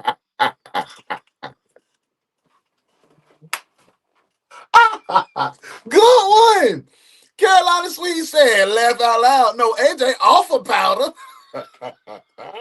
Good one, detective. Okay, good one. Yeah, he probably on that powder because he was looking like that too. Carolina, that's how he was looking. Now that's what you call being trained properly. I like what you did there, detective. Good work.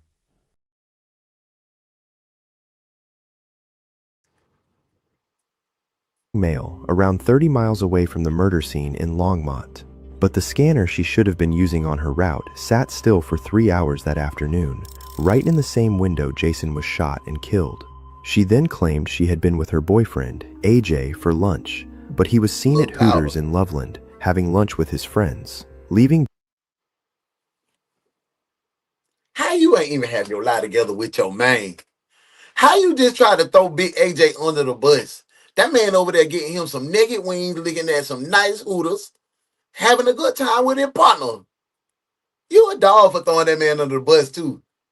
Devin without an alibi. I think you're a good person, but something's not right here. I think the gig is up. There's something weird going on. Gig's up. Everything is pointing to you being involved in the shooting. People don't go around just shooting postal people.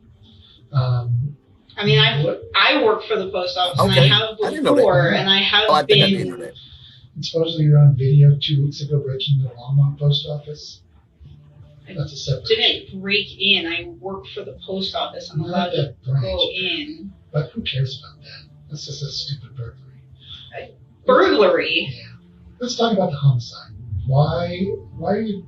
What's your involvement in this? Because I think there's a lot more than you're telling us. The video of the shooter looks kind of like you. It's from a distance, but it looks like your height and your build. It doesn't look like AJ's height and build. It doesn't look like Castaneda's height and build. It looks like your build with a black hoodie. Now, we're going to search your house. We're going to search your car. We're going to seize your car. We're going to do a gunshot residue test on you.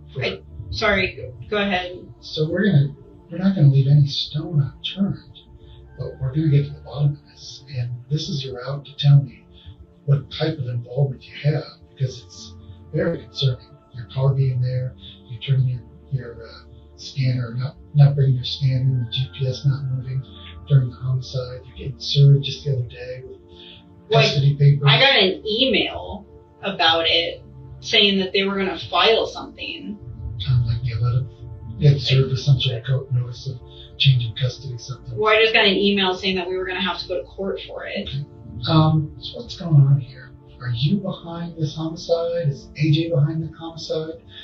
It seems like you're involved. Your car is there. You left your scanner with GPS back at AJ's house.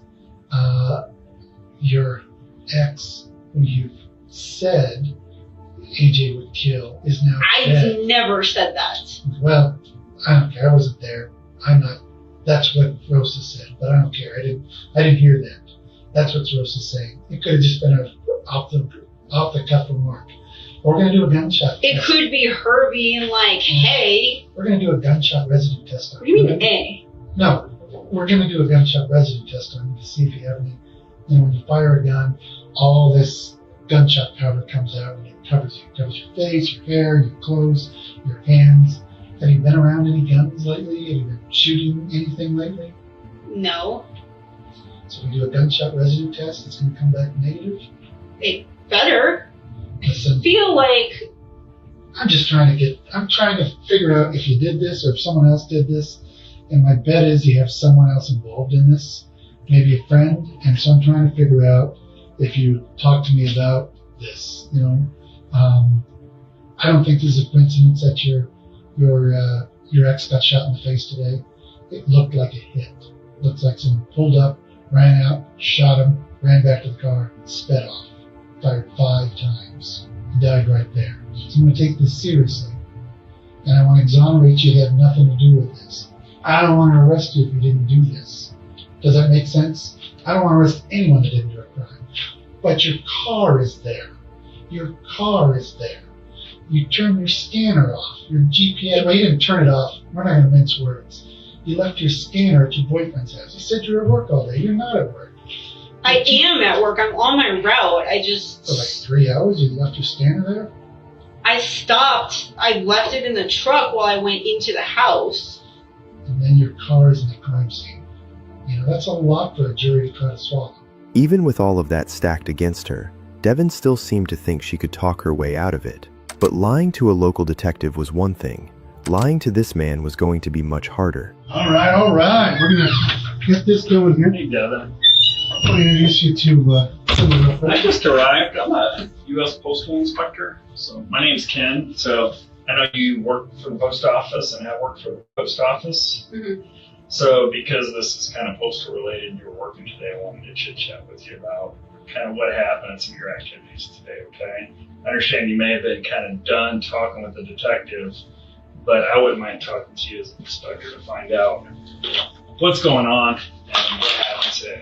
A U.S. Postal Inspector is a federal law enforcement agent who investigates crimes connected to the Postal Service. And unlike a regular detective, he knew exactly how postal routes worked, how the scanners worked. So, I had to go. My baby girl say she watching the boys while I'm entertaining you guys. She's like, "Daddy, your grandson done pooped." So I had to go do poop duties. So I'm back. Sorry, guys. Let's get back to the case. Worked, and what Devin's story should have looked like if she were telling the truth. Did you drive to work? Yes. Okay. Did you drive to work with anybody? No. Okay, so you drove by yourself. Did you call anybody on the way to work? Hey, Courtney. Text anybody? Hey, love. Welcome in. I texted my man in the morning. Kind of sort of not really married, but Devin going down. and then I talked to She him going to jail for sure. throughout the day.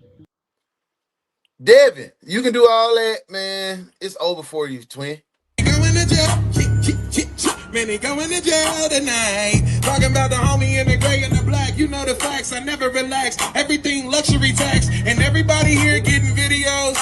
Make sure you put a little money in the sack. What's wrong with him? Going to jail.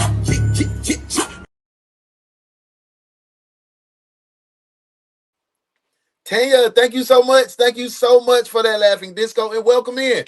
Let's get back to the case, y'all. Morning shift. Okay, is this your boyfriend? Or your man? We're not technically together, but yes. Okay.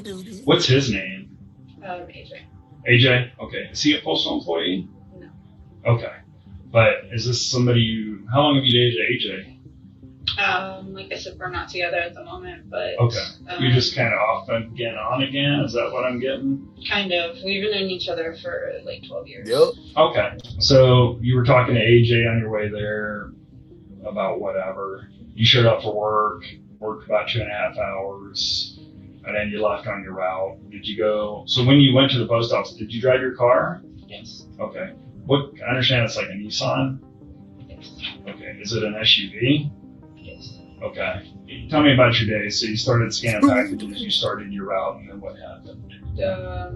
My guy AJ, he lives on that route, and so since Wednesdays are his day off and things are very complicated with us, I tried to. Oh, now it's complicated. But you just said you was at his house kicking flavor, and that man was at Hooters looking at some Hooters eating naked wings. Him on his day off. Old face liar. So you stopped by on your route. Yes. Hang out with him. Did you do that? Oh, so you was stealing time. So you was on your route. You was on your route, and you wanted to go get your route. Ooh, you stealing time. You stealing federal time. You going to jail and jail. Okay, every Wednesday, that's kind of your normal routine. What time did you get over to his place? I don't know exactly when I got over there. Okay. I wasn't really looking at the time. I was ahead of what I normally am for that day. Not by like a lot, but you know, like I'm there around, I don't know, noon. So I think I was a little bit ahead of schedule. So I was able to stop, and I was happy that I would be able to take a little bit more time to take a lunch and spend some time with them.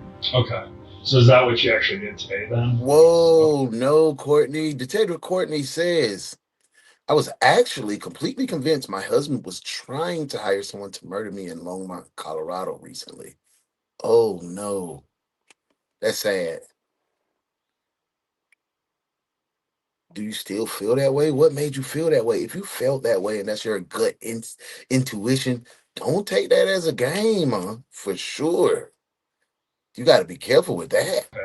You know, the AJ that was at Hooters at the time she claims insurance? they were hanging out and having lunch. You guys always a motive. After that.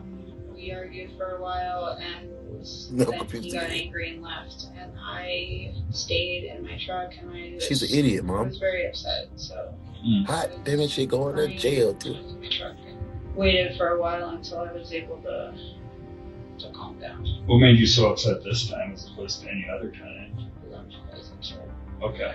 it was not either. When he left, where did he go? What car does he drive? Linda, you guilty. Listen, There's a Linda. big Duramax truck. Okay. Like one of those big diesel trucks? Like one of those like big mountain or big large ones? Okay. So he left. How We long are do you think you guys approaching. were together before? We're approaching the last 10 minutes of the case. Let's lock in. What'll be good right now is 100 taps. A tap, we're gonna take a small little tap break. 100 taps. Make sure we good. Make sure our fingers are ready to. However you do it, the taps. Do those taps. Put tap break in the comments. Let's get back to the case. You left. I don't know. I wasn't paying attention at the time. Okay. So at some point he left. You were in, I hope he's not. Postal truck. And We gotta decided to leave too. take care Where, of you, where did man. you go Where you after at? that? You in Colorado? I just hung out for a little bit, and then Yeah, he's a federal employee. Okay. So you got back into your Nissan. Was it was at the post office? And then you drove the Nissan from work to home? Yeah, she's going straight Is that what you're to saying? Guantanamo Bay. Okay. And then does anybody else drive that vehicle, or is that just your car? Thank you, Juice. Just when Devin was starting to think these were routine questions, Inspector Kin made them personal. How tall are you? 5'5". About 5'5"? Okay. And what were you wearing today? This. Okay. You working all day? Okay. So you don't have like a carrier uniform or anything since you're a rural carrier? Okay. Were you wearing those same shoes all day? Ooh, I like that, Joe. Okay. Stop double How party, hit about that light. those same Ready to join pants? the conversation. I like that. Okay. Same. So if we pull up surveillance video or whatnot, we'll see you at the post office wearing that. Okay. Did you ever put on a hoodie today at all? Do you own any hoodies? I own a lot of hoodies, but I didn't wear that today. You want to get routed? Mainly because What's up, Tomo? I Come on, had, like the one that I wore yesterday at work. I wore the same thing yesterday at work, and the same outfit. Okay. The questions may have sounded repetitive, but by answering them, Devin had locked Angela, herself into a welcome story. in. She said she had been at work all day, that the only break she took was lunch at AJ's house with AJ there, and that nobody else had access to her car. Now she had to face what that story really meant. So you do not seem like the type of person. Tanya, thank you. And again, I just met for you, your love. and I just got on this, but you don't seem like a cold-blooded killer that's out been planning something for years, and that this was your perfect opportunity. To And me, fraud based on what government, I've for heard sure. from talking to you, this is something where something just snapped. You know what I'm saying? It wasn't something out here. Just hold on. Where Yeah, you you were gotta- thinking about you gotta doing go- something you like gotta- this for a long period of gotta be time. safe. You weren't planning. I mean, it happened in the middle of the day. This isn't something that happened late at night. This is something that happened in the middle of the day. So you know what almost Appreciate every that, house Trav. has these days? They have cameras. They have Ring cameras. So we have your car over there. You already told me you're the only person that drives that vehicle. I also told you I was at work, and nobody seems to believe that Okay. either. No, we understand that you were at work for part of the time. I believe that. I didn't say that either. Say what? I didn't say part of the time. I said I was at work all of the time. Okay. Well, we understand. He is clever with his. He said, "Say what?" He wants her to say it. Like he good. He's a good interrogator. Ooh, they boxing that her you work in. today. Okay, I don't want to get into the mix with you. But what I am trying to ask you is this. Your vehicle was over there where this happened at the time that it happened. We have witnesses. Candy said, "Courtney, I had a meal life insurance when I was with ex-hubs. He almost got me once. He ended up with a lot of stitches and a broken nose. Laugh out loud. I stopped running and started fighting back. Man, I'm glad you survived that." Right, and We always- I said so- to the detective, I don't have an answer for that. Okay, you don't have an answer. You have like zero Still answer. here. That's what the How do you studies think say. something like that could happen? I don't know, and that is where I asked the detective to speak to a lawyer. You think somebody stole your car? Again, I'm going to ask to speak to a lawyer Okay. if we're going to continue with this questioning. I don't have an answer for that. So Yeah, nah. let me make sure I'm Definitely clear with safe, you. though. If we don't talk about the car, you're fine to continue to help me with Jason. But you don't want to talk about the car. I don't want to talk about something that you are saying is incriminating me, Okay. and I did not do this. I'm just saying that the vehicle was there. And I just said I don't have a response for it. Okay. I don't have an answer. I don't know how to tell you Yes, you that Well, I guess- I was there while I was at work in Loveland. Okay. Well, if you're fine with it, can I show you a picture of the car that was there? Would you be comfortable with me doing that? You can show me whatever you like. Like I said, I am asking for a lawyer to speak to for any further questioning. Okay. So you don't want to talk to me anymore to help us with this at all? I have helped. Okay. Thank So I you, just want to make Angela. sure we're clear. You don't want to talk to me anymore about this? You're seeking an invocation of your right to an attorney, which is fine. I just want to make sure we're absolutely clear because before you weren't. I want to make sure, because it seemed like you were helping me. Moral of the story here: don't bang your ex-wife's sister. Facts. Y'all drove. And we this were lady working to on it. And I'm trying to figure out, like, did somebody take your car or anything like that? So I don't want nothing to hide about my day because I was at work. Okay. So Okay. that's why I said I'm lie after lie, Mary. willing to give you the Like information after lie that after you are lie going after to lie. be having anyway when you Dang, that is- contact whoever I you would, contact. man, at I my would job. love to got It's dang all the on see the information you're gonna be details on getting. that. There Courtney. is nothing being hidden. There's nothing else. Okay. So if we don't talk about your car, do you want to continue this conversation, or are you done with the conversation? There really Don't isn't wanna help else anymore? to say. I've said my day. I've said what I needed to say. I don't see what other questions you would have. Well, I'd like to know, who do you think would have done this to Jason? I don't know who would have done this to Jason. I don't know his life anymore. I am no longer a part of it. He made that perfectly clear. But she never blamed the sister, though. For a lack of she never once blamed her sister. Sleep with my sister. By this point, Devin couldn't hold it together anymore. Her anger toward Rosa came spilling out, and she tried to push suspicion in her sister's direction instead. Oh, damn, I just said I that. found out that she not only slept with my ex-boyfriend, but also with my son's dad. Okay. And I kicked her out, and I told her she was no longer allowed to live in my house if she was going to... Yep, and get protection, for sure. That misdirection went nowhere. Detectives came back in and collected samples from Devin to check for gunshot residue and blood evidence. Let's see, right hand. We'll just go like this. It's just basically like an adhesive tape. Yes, her sister slept with her men. Almost all like of her a men. roller type. Tanya? You can envision something like a tacky lint roller. Good.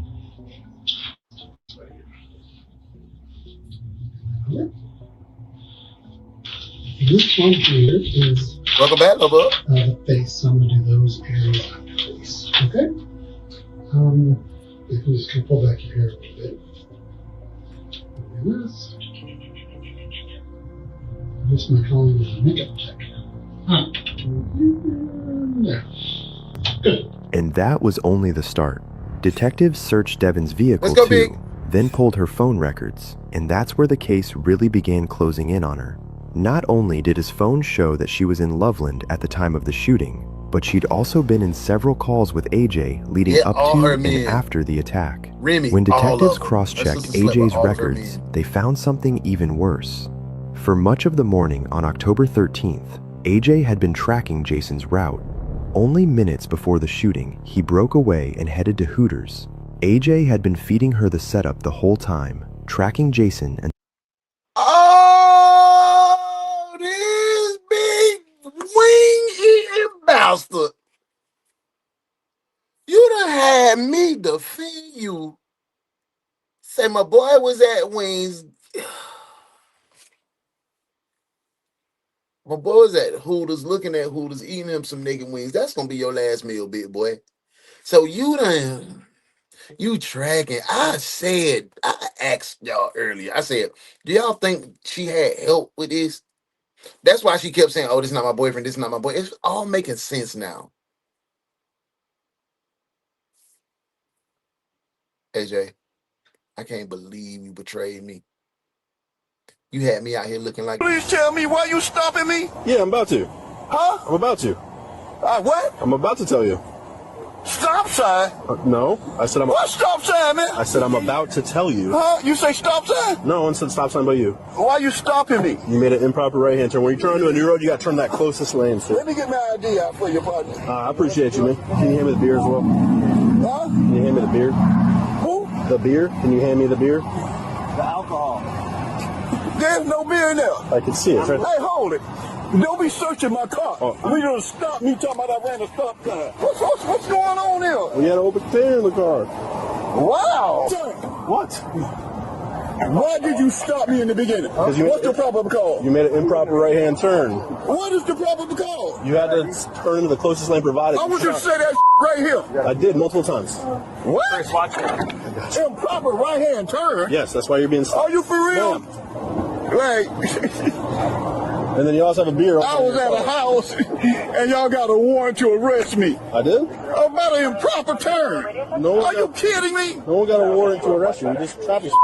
It pissed me off, man. How much you drink tonight? Wait a minute. I gave you my bank card, too? No. This is your license. Mr. Robinson, I'm over here. How much you have to drink tonight? Sir? How much did you drink tonight? Who? How much did you drink tonight? I don't really drink. That was the beer you were just trying to grab out of my hand. I ain't finna lie to you, I don't drink. What? You don't drunk? I swear to God, I don't drink. All because of an improper turn, as y'all say. A misdemeanor. Ain't that a... Please tell... until Devin had the perfect Welcome moment in, to Nikki. strike. Thank you for being As here. a correctional officer, AJ likely understood how important an alibi would be. Let's run those What he lights up, didn't guys. count Hit that on like was button his if you own haven't. location data giving him away. The second he realized Devin AJ, wasn't getting dog. out of this, Look at this he big started ass putting big distance bird between head. himself That's a nice Carhartt jacket though. That's and hard. her. I like it. Okay. Do you remember, like, if we showed you a picture of her car, would you remember what it looks like? So this is her car on the license plate reader back That's in her May. car. That's her car. That's her car. This is down at the scene, the neighborhood of the shooting. You can see the time, 12:06. That's her car. So originally you told us that she was up there at your house with you until 12:15 when you left to go to Hooters. Can you explain that? We're trying to verify Devin's timeline right now. That's the thing. Yeah. She was not with me. She wasn't with me before that. She came over to my house after I was done with Hooters for about 10 minutes. For about 10 minutes. What happened when she got there? She stopped. Let's go, B. He done flipped like a pancake at IHOP, boy. So if you want to give us answers, now's the time to give them to us. These investigations move fast. You know that. We get this data fast. You only get a couple opportunities to give us explanations for what's going on. We're trying to find the truth. So her and I were talking in the morning. Welcome back, Lovey. When I dropped her off at my house. T-Rice, what's going on? I didn't necessarily think too much of it. I thought that we were going to fool around after she got off, and because we've done that in the past. After she got into work, on her way to work, You're gonna be in that orange. And told me that she had decided that that was what she thought needed to happen, and she had told me that she had thought about doing this before. Actually, 3 days prior to that, she told me that she was going to do this, and I talked her out of it. I need to see his face. Move the damn thing. The walkie-talkie out of the way. At his apartment in the middle of the night. I talked her out of it. I had to go over there and do it face to face.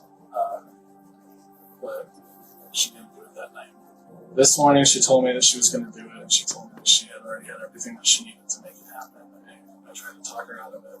And she went to work and told me that there was no talking her out of it. So after talking to You her, like and Girl she's Scouts, mentioned it always in the prepared. past, and she has talked Really? about I'm a scout as well. that was the long haul routes. So I went out there. I knew his route number. I found him, and I continued to stay on the phone with her and try to tell her, try to talk her out of it. But Man, what does that sound like? Oh, you tracked him down and you called her, told her that you found him. Oh, I found him. And then you're going to say, nah, don't do it, don't do it, don't do it, don't do it. That doesn't make any sense. That doesn't make a lick of sense, twin. You're a liar. You're a bold-faced, dog-ass liar. Lying. AJ. Why you always lying? Oh my God. Stop fucking lying. I thought that she was going to be a lot earlier than that. I thought that if I would see her, I could stop her. She kept talking to me and never showed up there. I guess she was casing at the time. So eventually she told me... His face looked like Dom DeLuise for sure. I used to like Dom DeLuise. He was so cool. At that point in time, I stopped over at his truck and I told him that he should watch out for her because I think she's planning on doing something. I don't think he remembered who I was because he said, what? He just looked at me and goes, what? And I was like, that. And I said, she's unstable right now and I think that she's going to do something stupid. And he said, I'm not scared of that. Comedian, yep. I said, okay. Network, what's going in? Thank you for clocking He in. claimed Man, this one was crazy, Network. This guy got Devin, his baby mama, pregnant and was sleeping with her sister, her younger sister, in her house. Ooh, and the younger sister done had all of Devin men. he went She over to clicked out. warn Jason, but the only person who could have backed that up was dead. I love Devin. You know, I have. I've known her for 13 years. Like she's somebody that I care about. I don't buy. I'm not vibing with this guy. I don't buy his story. I don't buy nothing he's saying. He's trying to separate himself. Bro, you tracked this man down for her. So not only was she not in her right mind, you weren't in your right mind for being a part of this. You, my friend, needs to be in cuffs as well. Can we drop the warrants for AJ, Big Burley, Big Self? Because he need to go in jail. I'm a big boy. And so don't think I'm body shaming. We about the same size. Nah, he bigger than me. I ain't gonna lie. He way bigger than me. But I'm a big boy still. I was that big. He need to go to jail. Let's put him in cuffs. Drop the warrants, please. You're cuffed, detective. Cuff him. Cuff him now. Yeah, he need to be in prison. For sure. He's full of shit. It wasn't me. Okay. All right. She tried to attract a mail carrier. It wasn't me. She said he's a baby father. It wasn't me. And he got out the car. It wasn't me. And she shot him 4 times. It wasn't me. Like, no, boy, bring your head back. I don't think it's hard to come to the conclusion that I'm having a hard time coming to terms with your story right now. Mary, where he going, Mary? You going to jail. You going to jail. Hot damn it, you going to jail. Lock his ass up. Lock his ass up. You going to jail. You going to jail. Yo, What purchases did you make that day? Sure. No, I want you to meet my firearms. Catalog all my firearms. Check them all. Some punani, yeah. Okay. If that's what you're implying, that's fine. It's not mine. I'm trying to figure. There's no way that you can tell me that you didn't believe that her threat to go down there and kill him was serious. I mean, I'm just saying, by your actions that morning, that tells me you absolutely believed it was a serious threat. That morning was the first time that I thought, that I had the feeling that she might actually do it. Okay. And I'm not, because I have the feeling, yes, hindsight's 20/20. I should have done more. But I believe that if I saw her, I could stop her. And if I didn't have to worry about they don't want you to spend no time with us today, Johnson. We still love you, boo. I tried to convince her to keep a level head. I was not successful. I already told you I took her seriously enough that I stayed on. And they say he was a mail carrier too, Juice. How, man? Like, boy, you do a lot of walking and getting in and out of that truck and all that. These are not good options. These are not good. I don't care if Beyonce gave me some of her with JJ on camera. I'm not finna do what they did. And solutions to her problem. Do you understand where I'm getting the conflicting ideas here? I told him the same thing. I understand. I work in a career where I do investigating stuff that goes on here, and I get what you're seeing, and I get why you think what you think. I totally understand. That's why I pretty much already understand where everything's going to go. I know that I didn't do that on purpose, and I know that the evidence doesn't necessarily say otherwise. That'll be crazy. But I also know that I've never been complicit with it. I've never told her that I want her to do it. I've never been okay with it. So, I said I know the stuff that's. You just helped her cover it up afterwards by not telling anybody and by lying about it. I think about what you say here. I did, because I already know the answers you gave that man the other day. Correct. I did lie to him about the stuff so that I could try to cover up my marriage or my affair to save my marriage. And in doing. Oh, that was your little bust down. Oh, so you were trying to save your marriage? How? By offering her baby daddy? How does this save your marriage, Swing? Somebody tell me, one of my smart, intelligent, intellectual, beautiful, handsome detectives, one of you tell me, how does that save your marriage by killing her baby daddy? How? It's not registering to me. It's still not registering to me.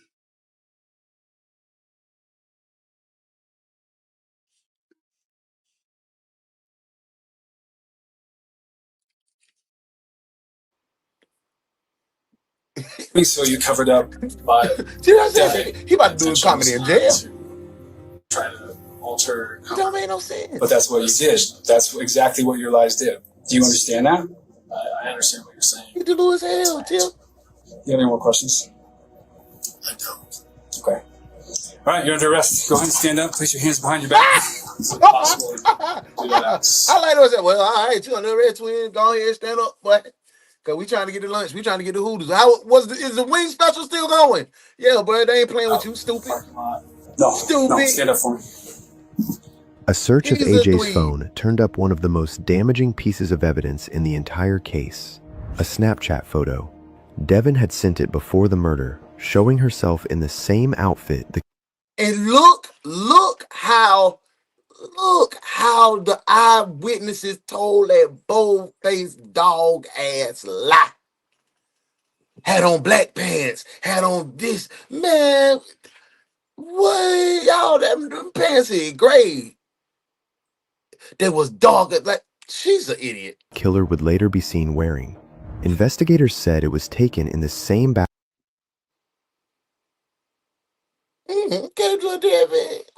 bathroom where she had sent AJ plenty of And Devin looked way better than her little sister Rosa. Rosa just a hoe. You messing with you coming and snatching up your sister's sloppy seconds and tearing up her little relationship with these men folk because you knew you couldn't get none on that caliber, so you had to bust your coochie down to the man. She a dog too. Y'all push Devin to do this shit, twin. normal selfies before, making it even harder to brush off as meaningless.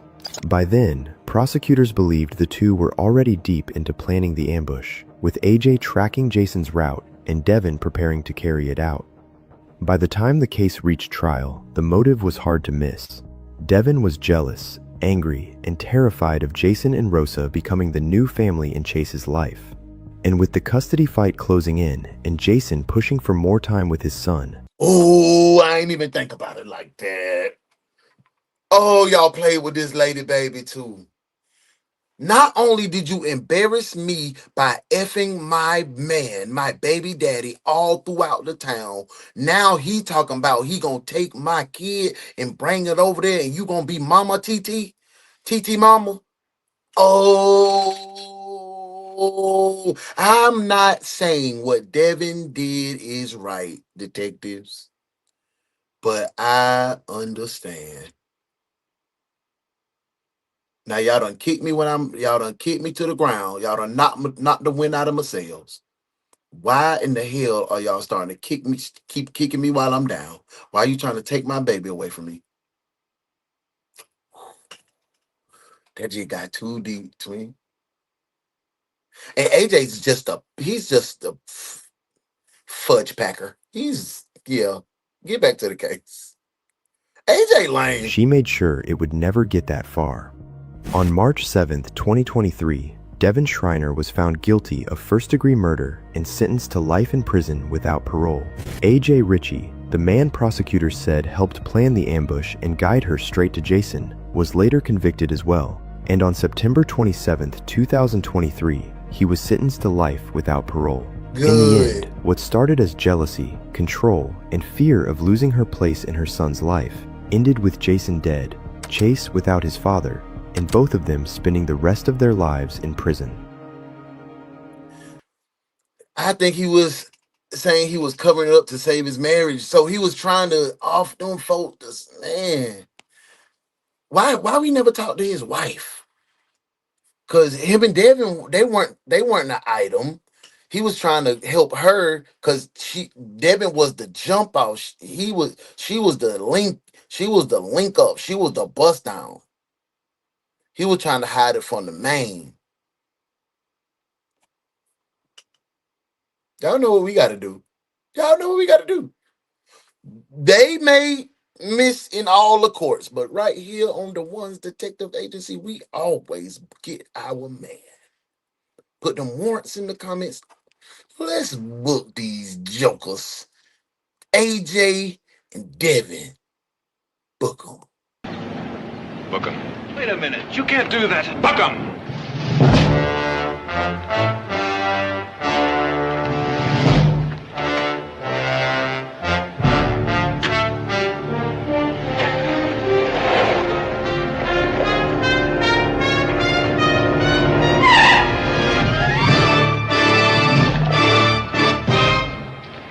Mister, right now I hate to be a boss. You can't go in there. Don't you ever put a tail on me again. What are you talking about? Look, Brent, get this and get it straight. No, Don't just you a minute. ever put a tail on me again, yeah? Don't you ever do that again.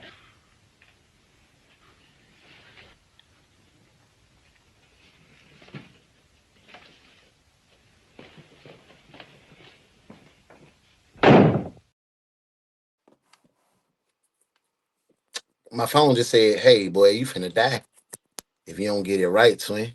I said, twin, I'm not finna die. I'm not finna perish. Not right now. You know why I can't die right now? Yeah, because we got rid of the case. We did a good job. And I want to say good job, detectives. But before I get out of here, I just want to tell y'all one thing. One thing. One thing.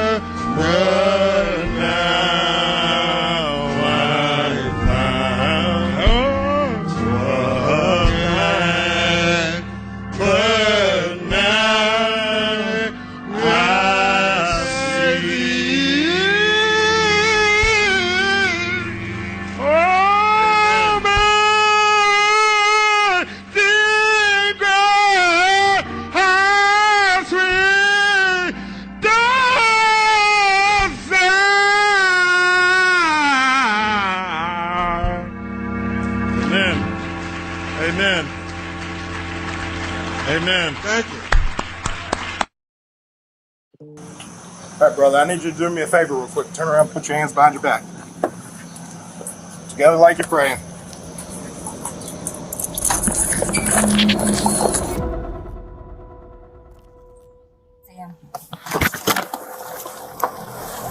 You have her in the car?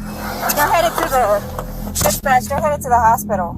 Officers respond to an early morning shooting call in Macon, Georgia. I think he took her. He said, follow me, I'm going to the hospital. I don't even know. Scream. My wife said, I hear a child screaming. Saying, Mama, you all right? Mama, she just screamed. A man tells deputies his girlfriend was shot in a drive-by and rushes her to the hospital.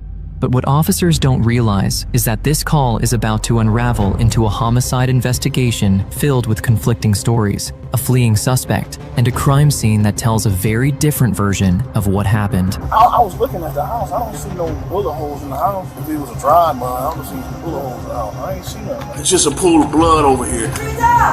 Oh, shit.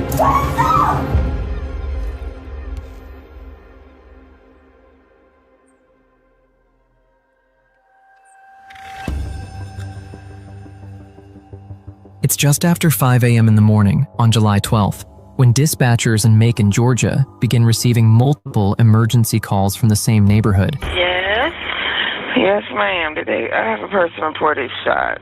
1971 Karen Drive. All right. Thank you, dear. Make it be 911. Where's your emergency? Yeah, I hear a child screaming. I'm getting ready to go to work. It's 1972 Karen Drive. 1972. You hear a child screaming? 1971 Karen Drive. I seen a guy come out first. I gotcha. Gave you another case. Let's get to it. First, and then I heard a child screaming, crying. I don't know what's going on. Okay. Did you hear any gunshots or anything? No. Okay. I see they getting on the trip. Something going on. Okay, we'll get somebody to check it out, okay? I'll get somebody here quick. Communications, how can I help you? Yes, ma'am. Kept hearing shots, and it sounded like it was over there on Ollie Drive, and I heard somebody screaming. It sounded like it, not Ollie Drive, but Karen Drive. No, I heard a girl. We in Mactown. We got an extra little case, little Thankful Thursday case. I was feeling frisky. You was feeling frisky. I wanted to get it in. This is my song for real, no doubt. And the DJ's making me feel. This for y'all. Let's go ahead. Case 2. Let's get into it, man. Screaming, I love you very much. I love you very much. I don't know what's going on over there. Okay. Yes, sir. We got somebody on the way. While many neighbors reported screaming, gunshots, and a woman who may have been shot near Karen Drive, but among those calls, one would stand out. A phone call so calculated that it briefly convinced officers they were responding to one kind of shooting, when the truth was far more personal. Where's your emergency? Hey, I got emergency. My girlfriend been shot. What's the address? 971 Karen Drive. Can y'all please hurry up? TJ, what's going on, family? Carolina, tonight we go 10:05 Eastern Standard Time for 1, 2, 3, 4, 5 body cam cases tonight on the night shift. I hope you can join in. You'll be pulling a double duty today if you do, and we greatly appreciate those who pull double duty. We got case 2. Let's get into it, man. Something extra for the detectives that stick around. 71 Karen Drive. Are you sure? TJ, B.O.B., hold it down. What's up, Within bro? minutes, deputies are sent to the scene, unaware that this would not be a single location response. As Deputy Medina arrives at the home on Karen Drive, she's met with a confusing scene. The man who called for help is already backing out of the driveway in a black pickup truck, telling her to follow him to the hospital. At that moment, Deputy Medina doesn't yet know whether the victim is still inside the house, whether Wrote the soundtrack to my little life. the shooter is still nearby, or that this single call is about to split the investigation between two completely different locations. Okay. You have her in the car? You have her, okay. Go headed to the dispatch, go headed to the hospital.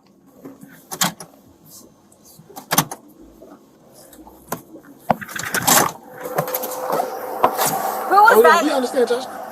One shot. Is she all right? My grandbaby's waiting for me to come outside, but I said I gotta take care of my people today.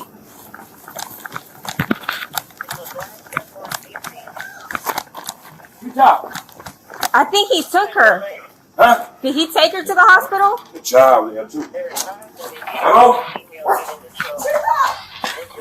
What happened? I don't know, my right heard some screaming. The child was screaming. Ava! Screaming! Frida! Oh, shit. Look, the house ain't look, it's clean. Fine, we got a decent clean. Blow it. Don't Yeah. come stop, step. Hold on, y'all step out. Step out. Now.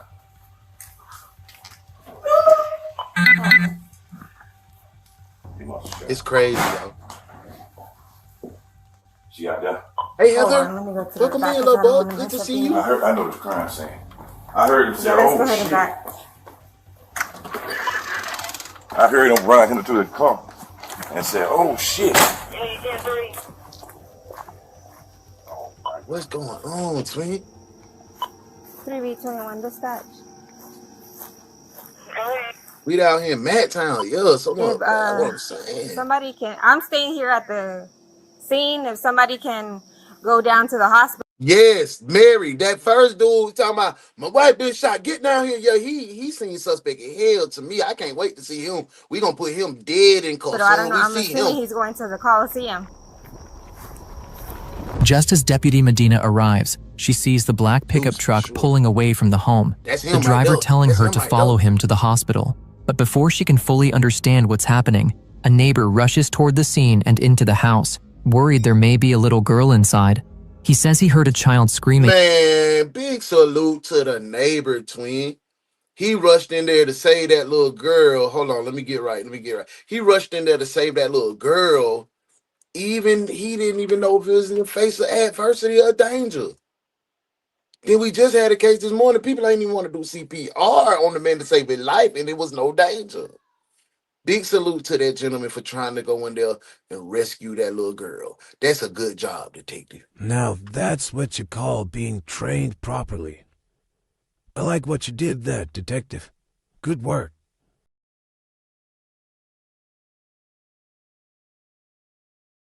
Moments earlier, making the call even more alarming because at first, it isn't clear whether the victim is an adult or a child. Good to see However, you. as Deputy Medina goes inside, they find... Is everything good your way? You in a good place, good space? Hold on, let me get right real quick.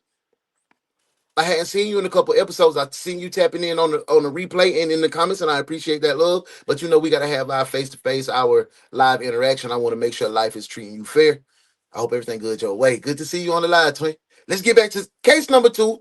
I felt good today. Let's get into it. Find a pool of blood. With all of this in mind, Deputy Medina radios to other officers that the man in the black pickup truck heading to the hospital with the victim. But instead of leaving the scene, she stays at the home on Karen Drive, trying to make sense of what happened as another officer comes to the scene. Let's go be. I don't know. I'm looking for the girl now. I think he took her. He said, follow me, I'm going to the hospital. But he like darted out. I don't know. I was getting ready to go to work. I don't even My wife know. woke me up. Screaming. My wife said, I hear a child screaming.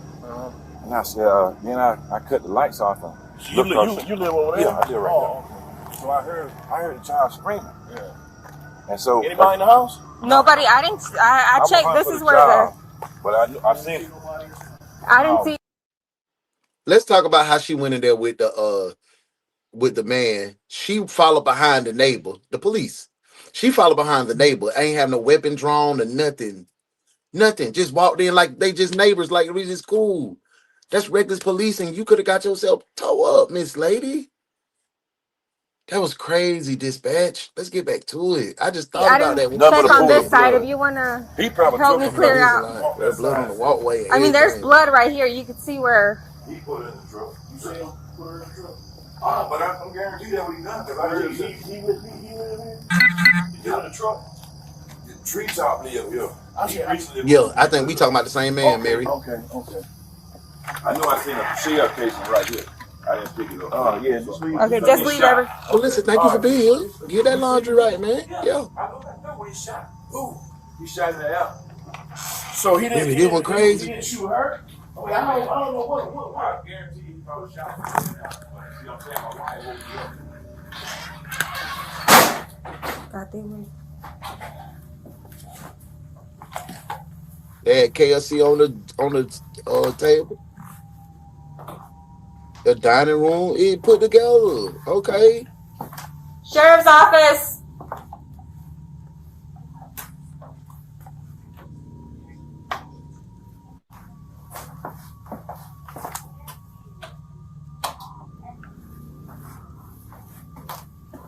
Sheriff's office.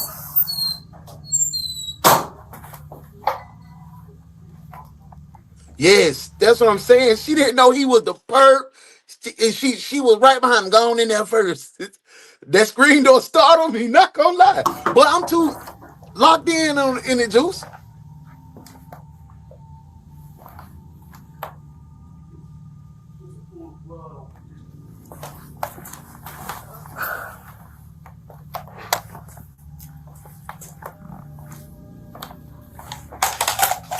Did you see over this? Yeah, I saw. Yeah, that's what I was able to pull. Do you? With little to go on at first besides the pool of blood inside the home, officers step back from the house and turn their attention to the people nearby. They begin questioning the neighbors, trying to understand what happened before the victim was rushed to the hospital. And that's when one neighbor reveals something that changes the direction of the entire investigation. I'm just going to, if you morning shift. Extra case. Yeah, come on, just come on over here. So what you say you saw again? I seen him shooting the air right here when my wife woke me up. They were arguing. Arguing with who? With her? Her boyfriend, yeah. Oh, you children, I heard the little girl, they right here, you can kind of hear the little girl, she was screaming. Like maybe because they were arguing. See, then my wife woke me up. Okay, so they was arguing out here, then he came out and started shooting. The door was open, they was on the patio screen. Miss Stephanie know everything. Miss Stephanie was the one to wake up. I said, out here, that child screaming. See something going on. And I said, all right, let me take a look. So I cut the lights off. And I heard. Nikki, listen, this one crazy right now, Nikki. I usually don't do extra cases, but today I felt vibey and I wanted to give y'all an extra case. So you said you want to know what's happening. Okay, I got you. Recap. So what happened is we pulled up to the scene after a 911 call said, hey, can you make it over here to 1971 Katrina Drive, Catherine Drive, Karen Drive, out here in Macon, somebody been shot. We get on the scene, it's a car backing up.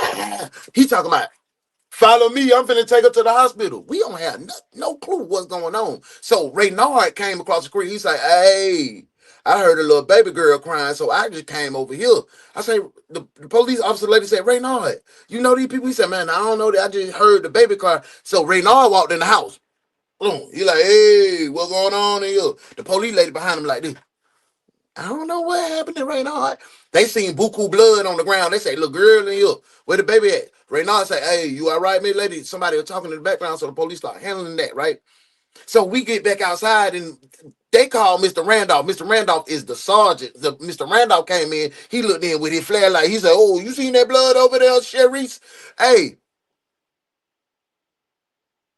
She was like, I seen it. And guess what? Let's get up out of here. What's what Mr. Randolph said? Mr. Randolph came up out of there. So now we just trying to figure out what happened, who was injured, how they got injured, and who are the culprits. And we just get into the motive, saying it was a lady that had been shot. Raynard walked in. He said they had been arguing early, and his wife had woke him up. His wife was Miss Stephanie. Miss Stephanie came out telling, I heard a baby crying, baby. They were over yonder. I told Raynard get up and get on over there and check, because she know everything that's going down. And that's where we at. At least that's what I heard. Let's get back to the case. So you looked, and then what'd you see when you looked? I couldn't see that good, man, because I'm looking at the window. Then the child was screaming. No, thank you. Man, mama, thank y'all for rocking out with mama. She was just screaming. What? So is it a little girl in there? Yeah, her little daughter. Her daughter the same age as my granddaughter. Jordan, that's why I ran in the house looking for her. She's 7 years old. Same Was she just sitting in the bed or what? She's 7. The little girl. The little girl. Man, come on now. We're not finna skate past that shit now. We're not finna skate past that. I got a grandson that's 7 years old. Twin. Look at this picture. What? So is it a little girl in there? Yeah, her little daughter.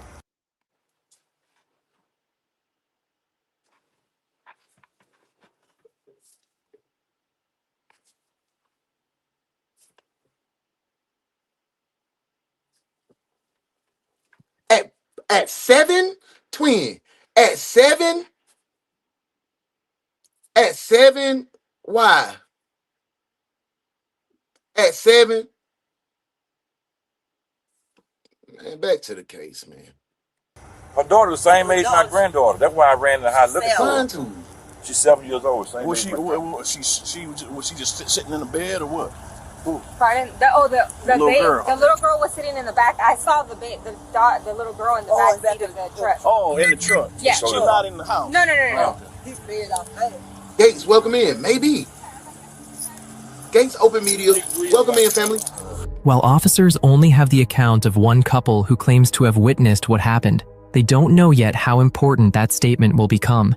For now, the two officers at the scene have to secure the home, tape off the area, and wait for additional units and investigators to arrive. At this point, all they really know is that someone has been shot, and that the people directly involved have already made their way to the hospital. Okay, let's see, man. What y'all thinking? What y'all thinking the motive may be? A DV, a domestic dispute gone horribly wrong? Some infidelity? I'm going to say this, and y'all probably going to be like, Uno, boy, you so stereotypical. But I'm going to say this.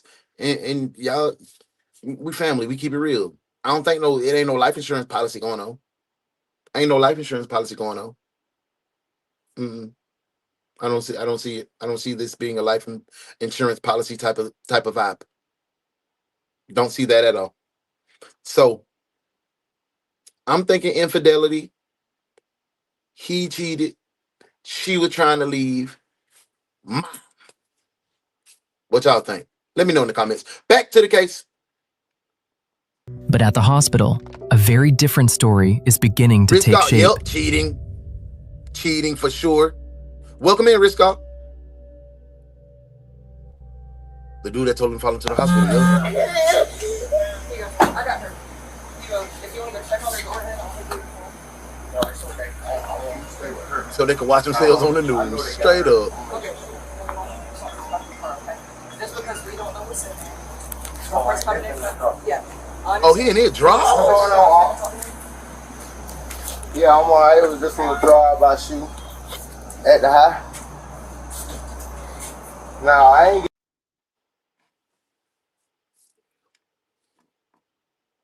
How you in the drive-by shooting? Oh, somebody did drive. Oh, okay. You and your oh, that boy drove to the hospital and he drove. He hit, but TT got hit. I'm on. My girl, her mama, Ava mama. Ava, you chill, baby. Now, as officers at the hospital attend to the man identified as Leonard Holmes, they hear him saying over the phone that they were caught in a drive-by, meaning someone in a vehicle had driven past and opened fire. But what the officers at the hospital don't know yet is that this version of events is already beginning to contradict what witnesses back at the scene are telling Deputy Medina. At that moment, neither Holmes nor the officers at the hospital fully understand what deputies on Karen Drive are starting to uncover. The evidence. So, detectives, from what you gather so far from his reaction, for how he's acting, saying his gal just got hit in the drive-by, he brought her to the hospital, he in his drawers. Y'all feel like his reaction is genuine? Or do you feel like we should drop those warrants in the comments and lock his butt up? Y'all let me know. I think I want to lock him up. But I'm going to let you decide, detectives, because I've been jumping the gun a lot. And I don't want y'all to think, oh, Uno just be doing what he want to do. Because this is our show. Are we locking him up, detectives? Let me know. Back to the case. Evidence at the house and the statements from neighbors are pointing to something very different from a random drive-by shooting. However, for now, they maintain their focus on Leonard. What? Let me get her info. Somebody being missing for sure. Or what's her last name? Tanisha Thomas. Ava, she okay, baby. She okay. She okay. They gonna treat her. They gonna treat her, baby. They gonna treat her. They gonna treat her. What's your last name? That's her mom. HOLNES. First name. Renard. R-L. But it me. That's exactly how I'm. No, Leonl. Oh, Leonard. Is she okay though? For now, one thing is finally clear. Officers at the hospital are able to confirm that the person who had been shot is not the little girl everyone back at the scene was worried about. Instead, the victim is the child's mother, Tanisha Thomas, who had been rushed to the hospital by Leonard Holmes. However, back at the scene, officers receive word about the possible drive-by, putting everyone on alert as they begin checking the area for signs that shots came from outside the home. But before they can fully investigate that claim, family members begin arriving at Karen Drive, emotional, confused, and desperate for answers. Oh man, you know this is usually our toughest part of the cases, hearing the parents pull up on the scene and that wail, that pain, that grief, man. This is gonna be tough, man. Sad day. Sad day. Making an already chaotic scene even harder to control. Let's go big. Hey. It's a damn lie. It's a lie for sure.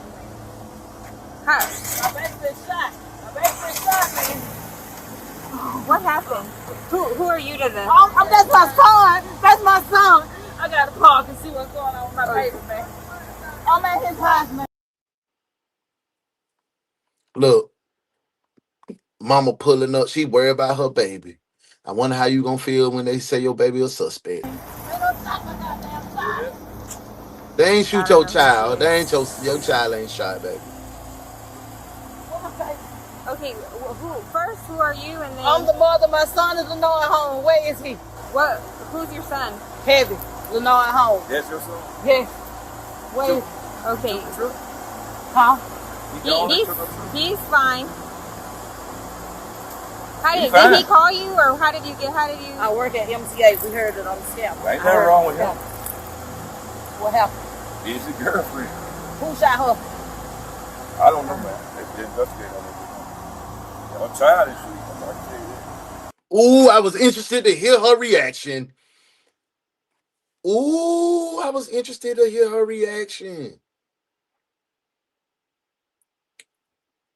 I like how it went from frantic about my son to empathy, like, ooh, who shot her? That told me she instantly know they'd have been having some squabbles. They'd have been having something, and you know your son. You know Heavy. They call him Heavy in the streets. I heard her say Heavy. My son Heavy. Mama, if you knew some type of abuse or something was going on, I'm going to hold your ass accountable too. Let's get back to the case.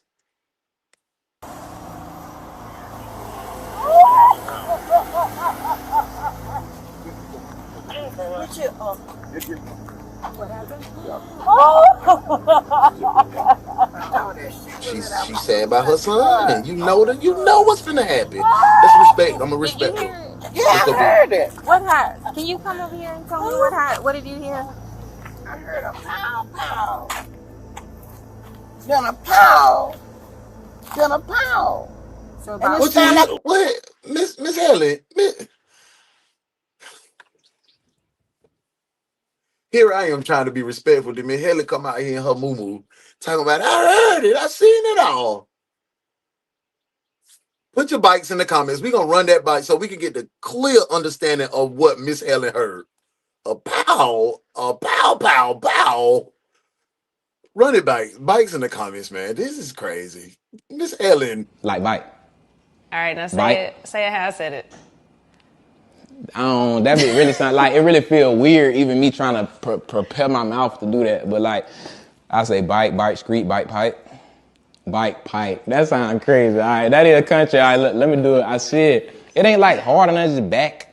That sounds Now weird. see, I felt like you was free. They investigate on it. I'm tired of shit. I can tell you that. Mac Montana, welcome in, family.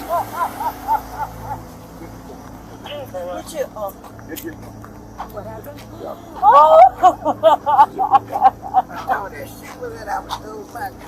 The Immortal, what's up, bro? Welcome in. Did you hear it? Yeah, I heard it. What happened? Can you come over here and tell me what happened? What did you hear? I heard a pow pow. Then a pow. Then a pow. So and it sounded like it was right in my back though, in my window. Okay. I heard it just a plane, and then I told my husband, now who in the water is this out here shooting this time of morning? I said, baby, it sound like it's in our backyard. Yeah, it's close. I said, it's very close. So you heard about what? 4 shots? Mm-hmm. Did you hear anything else other than the shots? Nothing other than the shots. Yeah, he bogus his head. It was very close. No, I have no idea what it is. Because somebody always shoots. Dang, boy, she in the neighborhood. Miss Helen say somebody always shoot around her neighborhood. At this point, deputies at the scene are being hit with conflicting stories. One Risk. That's what he trying to set it up as. It seems like to me, he trying to set it up as some type of gang retaliation or some street type incident. I don't think so. I think it's some DV. I really think it's some domestic violence issues going on. One neighbor says he heard a little girl screaming, Matt, but no gunshots. Another neighbor, who lives directly nearby, says she heard several gunshots, but no screaming at all. Meanwhile, at the hospital, Leonard Holmes is telling officers that he and Tanisha were victims of a drive-by shooting. With so many different versions coming in at once, deputies have no choice but to turn back to the house itself. If this really was a drive-by, the scene should show it. Bullet holes, shell impacts, or some sign that shots came from outside. But as officers begin assessing the home, the case is about to become even more complicated. Let's go, man. Let's see what they find.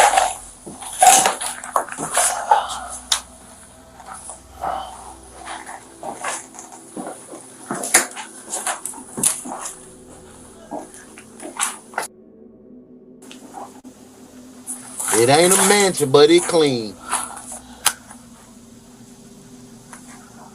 Why I'm in here looking like I got the flashlight? Come on, let me get. I'm too invested right now, guys.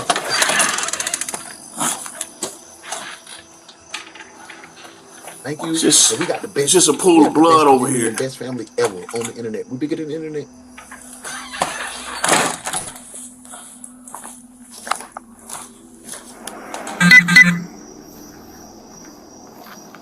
Facts, Stardust. Welcome in, Lucas. Yeah. Put her bloody self in her own. So I'm curious, the door is open. Yeah. We don't have probable cause to go inside the car. No, we don't. Oh, that's his car. Okay. So you put the blood in her truck? Lisa, thank you for being here. We appreciate you being here. Did you see any showcasing? And I want to give a official greeting to all the new detectives that's tapping in. If you're your first time visiting, make sure you hit the like, share, and subscribe button. Hit the notification. That's the most important because we want you to be a part of the world's finest online detective agency, the One's Detective Agency. You'll see all of the OG detectives in the comment section, and they'll welcome you in. Thank you so much. We are reaction shows, and we are family, though. We're bigger than the internet. We don't do all that craziness. We love on each other. We care about each other. We ask about each other's families. And sometimes I get on a little tangent, and y'all gonna have to bring your boy back together and like, oh no, man, we trying to watch the case. Push me right along. Thank you for being here. Thank you for helping us grow, because one day we will be the biggest reaction channel on the net with people like you. Thank you for being here. Let's get back to the case. Is it on the porch? Yes.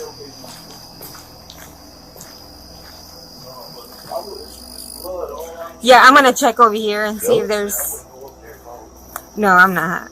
I'm gonna just check over here.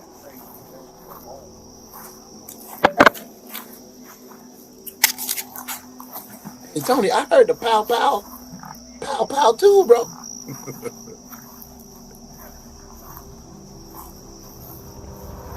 As the two officers searched the property, the scene began to tell a very different story. They recovered bags of suspected cannabis, found evidence of a gun. Fool, you the trap man, you the weed man in the hood, and you losing control like this on your gal. So you hot on top of hot, bro. You just reckless. You just out here dumb. Shot through an interior wall of the house and located multiple shell casings outside the home. Man, they also discovered the outside porch covered in blood, along with another pool of blood inside the house that appeared as though someone had tried to clean it up. With all of this new... Dang, like why so many different locations of blood though? Did he track her down around the house and damn do it to her? New evidence being uncovered, officers started to seriously question what actually happened inside that home. Let's go be at the house. I don't see no bullet morning shift extra case. Where he said if it was a dry mine, I don't see some bullet holes in the house. I ain't seen none in the house. Good detective, but y'all need to make up because your first detective was trash. And I see that there was like. Yeah. Yes. Why?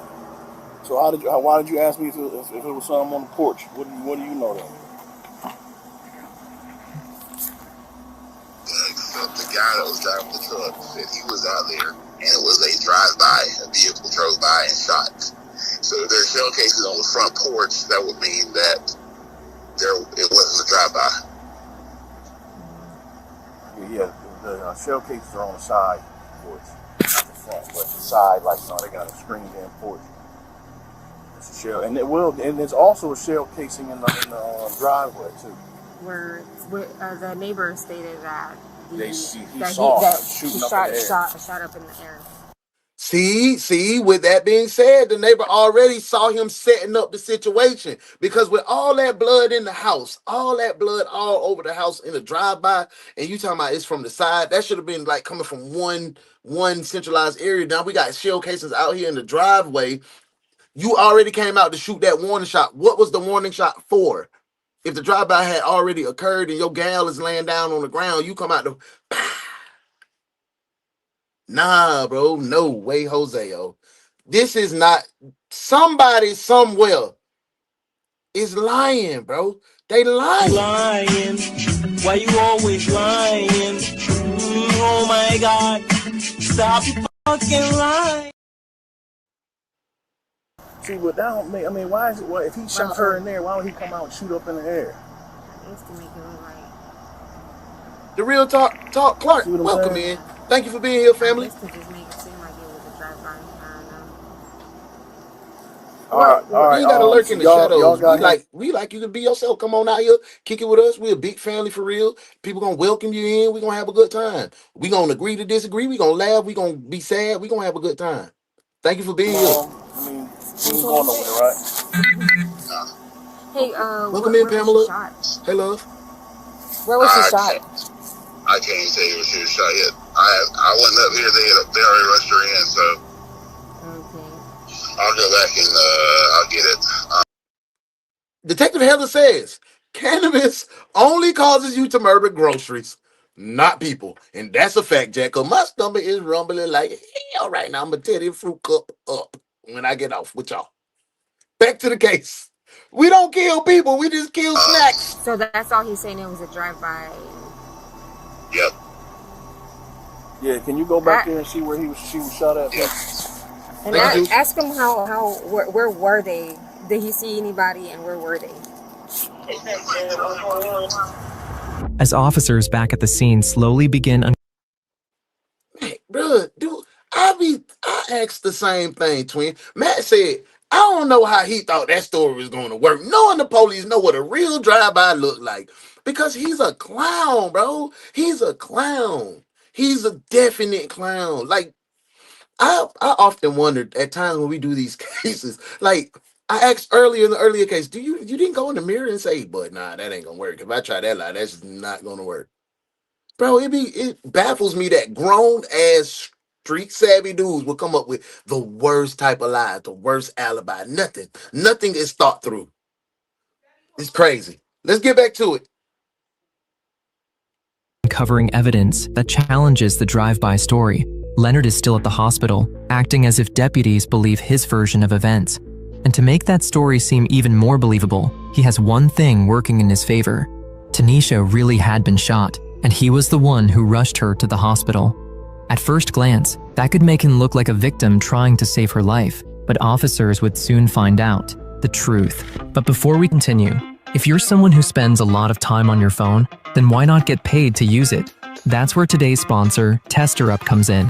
TesterUp allows you to earn money while testing apps.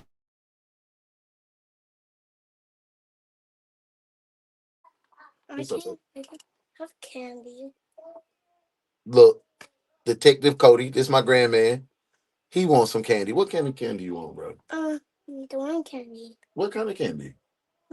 Like the one candy, like up the refrigerator. Out the refrigerator? Mm-hmm. Tell TT Leah to get it for you. Pop almost finished, okay? Okay. All right. Tell everybody, say see you later. See you later. All right.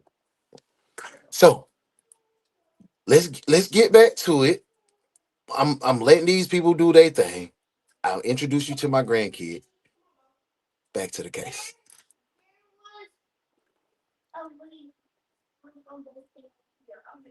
And download the app. You'll get a $5 welcome bonus. It's free to try, so there's no risk in giving it a go. Download TesterUp for free today and start making real money. Thank you, Tester, for sponsoring this video. Man, we can't go back. So Did the truck get parked? no, it's still there. Okay, is it like part of the evidence or something? Yep. Because It's part of the evidence.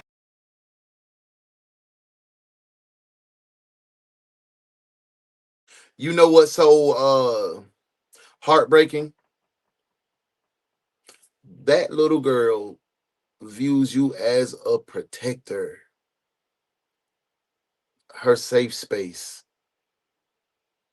And you took her mom out, and now you clenching her and you clutching her like you such the concerned freaking daddy. And that just it grinds my gears, bro. It infuriates me because you inflicted the pain that you were supposed to keep her from, and it was ordained by God in the Bible. And I ain't trying to push religion on this ain't for you, but this who I believe in.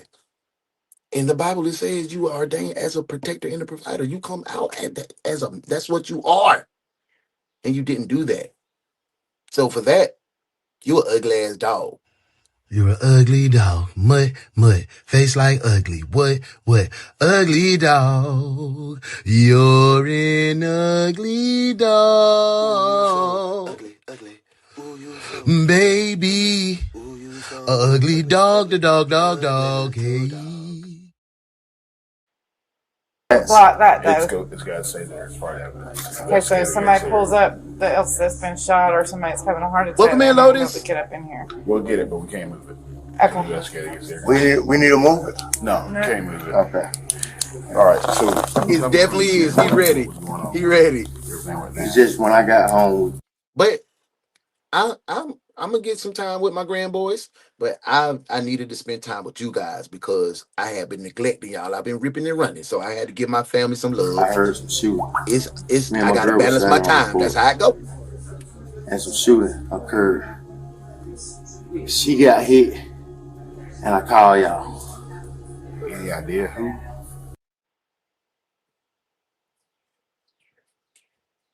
I'm gonna let y'all hear this again before I say what I say. I ain't even gonna do the big go back. I'm gonna go back to the top. Just bump it back. We'll get it. Listen to what he say. Okay. We need to move it. No, can't move it. Okay. All right, so tell me from the beginning what was going on with everything right now. It's just when I got home, I heard some shooting. Me and my girl was standing on the porch, and some shooting occurred. She got hit, and I called y'all. Any idea who? I won't have no idea who it was. So what exactly transpired after the shooting? We told her to call the police. But I had to run and get the phone and call y'all and let them know. Me and my girl was late one night. We were sitting outside on the porch. They drove up, started shooting. I told my daughter to call y'all. I had to go find the phone. So the plaintiff loses, gets nothing. Ms. Howard, what are you thinking? She lied, and I should have known better when I seen her hair. Ms. Reese?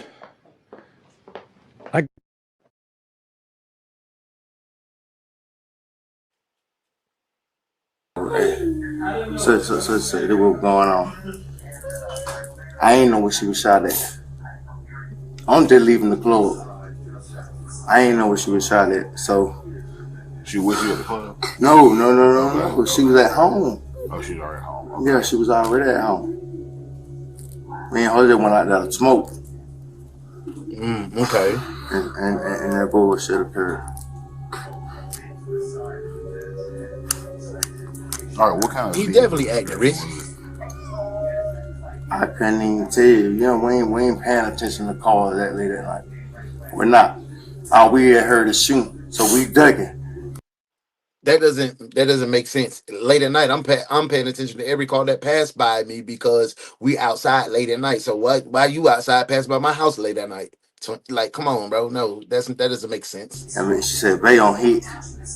Kendall, what's going on, fam? Welcome. Thank you for being here. I appreciate your time, your energy, and your effort for interacting with us. I hope you can be a part of the family. Hit that like, share, and subscribe. Hit that notification and select all. Welcome in, bro. All the way from Hawaii, twin. I don't always want to go to Hawaii, bro. When I come to Hawaii, hey, bro, show me around the town, bro. I'm telling you, I'm coming. Welcome in, bro. Thanks for that love. Let's get back to the case. Oh, y'all, I seen blood. It's okay, baby. It's okay. She gonna be all right. That's why she gonna be all right. She gonna be all right. He drug her around the house a few times.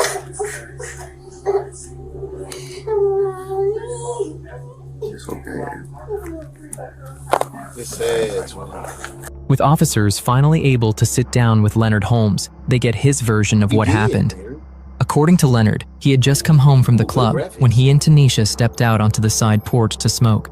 Then, without warning, he says gunfire erupted from outside the home. Moments later, Tanisha told him she had been shot. Leonard claims he immediately called 911, carried Tanisha to the truck, and rushed her to the hospital, still maintaining that they had been victims of a drive-by shooting. To make his story even more believable, Leonard also involved Tanisha's 7-year-old daughter, presenting himself as the man who protected the child, called for help, and rushed her mother to the hospital. From the outside, it could make him look like a concerned father figure caught in a terrifying drive-by. They keep saying father figure. Tanisha's daughter, is this not his child? Oh, that's gonna make it even worse. The truth would be far worse. Because according to the investigation, that child was not just nearby. She may have witnessed the entire thing unfold. For sure. As the investigation unfolds, officers' attention turns to Tanisha, who is being rushed into treatment the moment she arrives at the hospital. Even though her condition is critical, officers try to speak with her, hoping she... Jermaine, thank you for being here, and thank you for pointing that out. Is it the club or you had just got off from work, twin? Which one, bro? You getting caught up in all your lies. And look, Jermaine, new detective on the block, he caught that. Good job, detective. That's how you come in and make an impact. Now that's what you call being trained properly. I like what you did there, detective. Good work.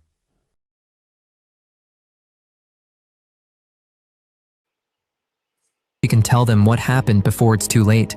But Tanisha's condition is anything but stable, James, and getting answers from her would not be easy. Like you can work. Ryan, Bree, welcome in. Thank you, all the way from VA. That's what I'm saying, man. That's gonna be traumatic for that baby, bro. That's gonna be hell for that baby if she see her mama get gunned down by this man. They working on saving him. Let me shut up. Be respectful.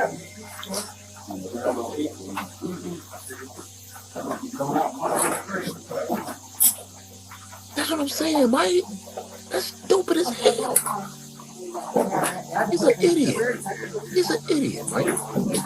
Yep, like hip bone is here, right inside hip bone. So right there, right this side. Yeah, on the right side. Okay, and you said there was no exit wound, right? Does it look like Damn, shot her in the hip. At an angle? Were you able to tell? Okay. But we do have some belly full of blood, so I do know that it had to go in. It didn't like turn throughout. It had to go straight. It had to go in. Okay. I just don't know. Into the attic, so it didn't go down that way. It had to go up straight. Yeah. Tanya says they should separate the dad and the baby, ask her questions with a pro-child psychologist. And I'm wondering why they still have him together. I guess because they're still treating him as a victim to a crime right now. Because that's the first thing, like, why is he still, like, because even if they have to ask her any questions, he's coaching her already with he got the contact with her. The last case we saw, they went to the daycare and snatched the baby up before anything happened. So, but I think because he had already had access to the baby, it was kind of hard to pull her away while she's already suffering from her mother being, shot at the moment. We don't know if she survived. So that's a good question. I was wondering the same thing too, Tanya. Okay. Juice, I appreciate your grind, bro. Thank you so much, bro.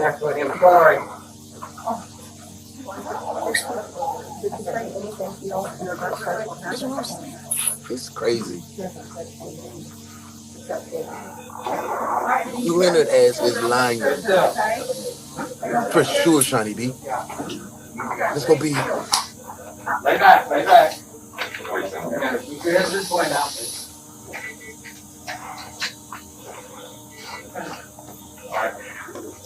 That's what I'm saying. Oh, I gotta ask her something. Miss Thomas. Miss Thomas, Deputy Medics, do you know who shot you? You don't know who shot you?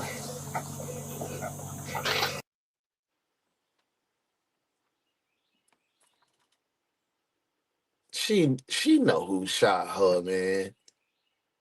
Why aren't you saying who shot you? Are you that afraid? Probably he just shot you. Damn, that's the sad part about this DV shit, man. To be trapped in a vicious cycle of bullshit by these narcissistic ass men, scared to escape. They ain't got no male figure in their family that got enough nuts to say nothing. It just be sad, man. As Tanisha was rushed into the hospital, it quickly became clear that her injuries were too serious for that facility to handle on its own. If she was going to have any chance of surviving, she needed to be transferred to a larger hospital with the resources to treat a critical gunshot wound. However, Melissa, that's a good point. He took off all them clothes to strip off all that evidence and that residue and all of that. That's a good point, Melissa. I'm glad you said that. Good job, detective. Now that's what you call being trained properly. I like what you did there, detective. Good work.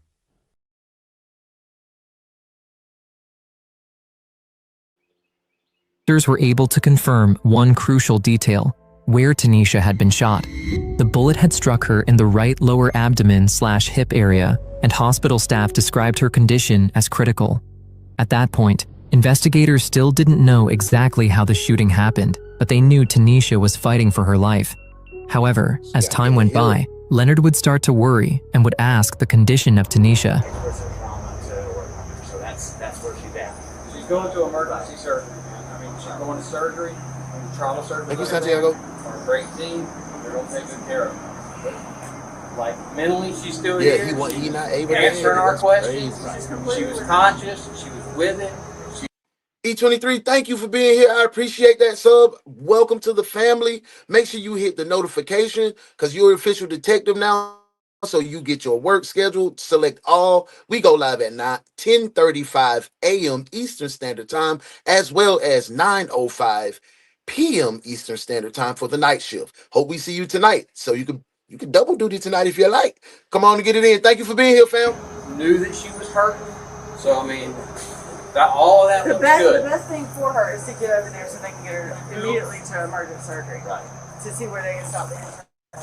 Man, that's a good question, Ken. I think that's an inside job, man. I think the daughter, the today's host, the Today Show host, I think she knows more than she's letting on.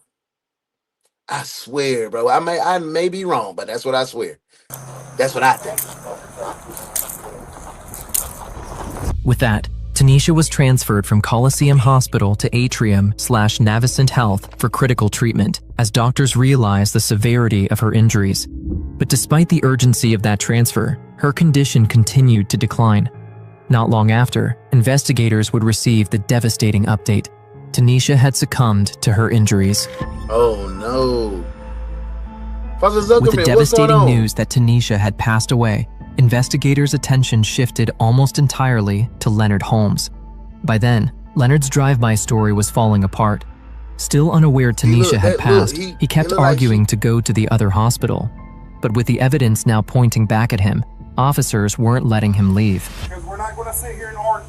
What am I waiting for? You're doing perfectly fine. I will explain that as soon as you leave. This my uncle. I got that. I got that. I got to know what the emergency is because I'm taking care of the kids. Yeah. I don't understand that. His wife's been shot and she's going to the other hospital. Okay, we understand that. All right, so what do we not understand? Why he can't go just yet? Yeah.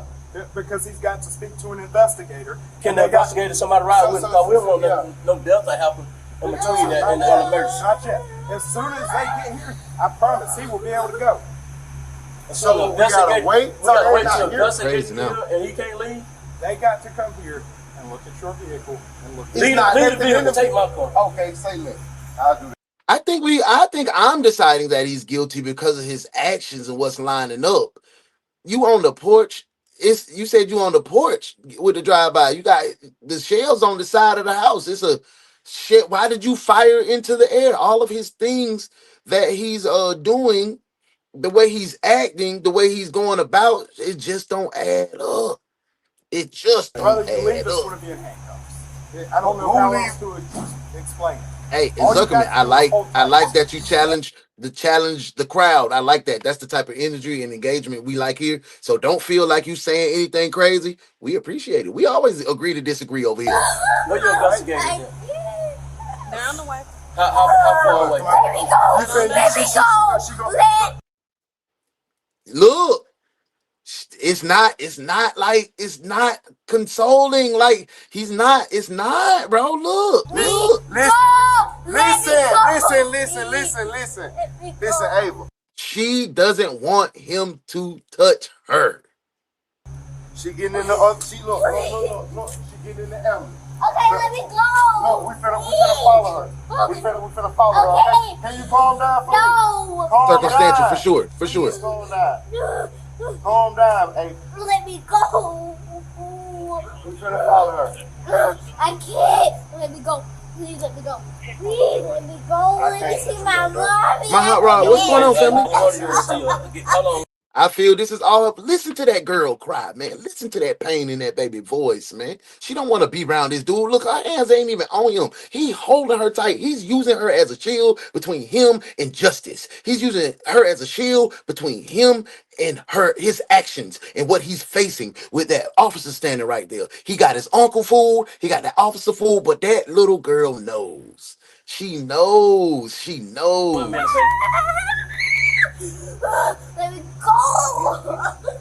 Heavy. Don't put no pressure on her. She can't go nowhere yet. And see, her uncle said, "Come on, Heaven, don't put no pressure on him. Don't put no pressure on him. He can't go nowhere yet." She like, As "Let me more of go." Leonard's family arrived at the You hospital, see, she didn't act like that with her uncle. his uncle took 7-year-old Ava with him, leaving Leonard behind with officers as the investigation continued to close in around him. Hours passed, with no investigators arriving at the hospital, leaving Leonard waiting under the watch of officers. for sure. But then, one officer receives a call that changes everything. Hey, Fields. Thank you. We're going at 10:26. 10:26. Hey, what's 10:26? We gonna rest? Detectives, what 10:26? You know they be changing up them codes on us. 10:26 mean we gonna arrest them. Let me know in the comments. We back to it. All right, brother, I need you to do me a favor real quick. Turn around, put your hands behind your back. Together like you're praying. You put this on your car? Yeah.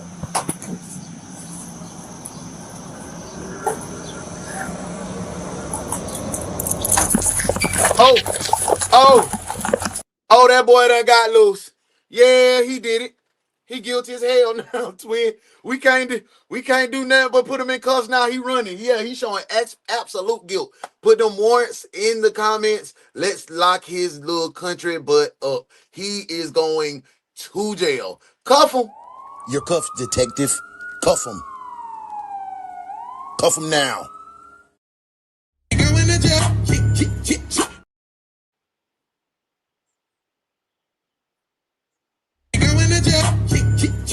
Man, he going to jail tonight. Talking about the homie in the gray and the black. You know the facts, I never relax. Everything luxury tax. And everybody here getting videos. Make sure you put a little money in the sack. What's wrong with him? He going to jail.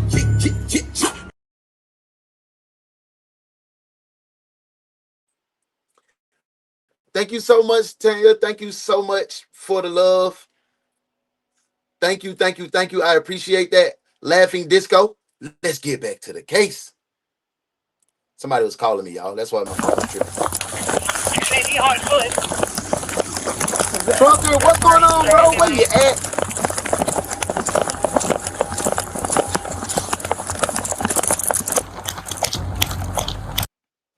Y'all, that's our fellow brother detective Trucker. He probably in the rig sliding all throughout the United States. Where you at, bro? If you become a regular here, you will see that when he tap in. We got another brother, Kurt. He be on the road too. If you a truck driver, let us know. If you one of our driving detectives, put it in the comments. We definitely gonna check out. Make sure you safe on that road.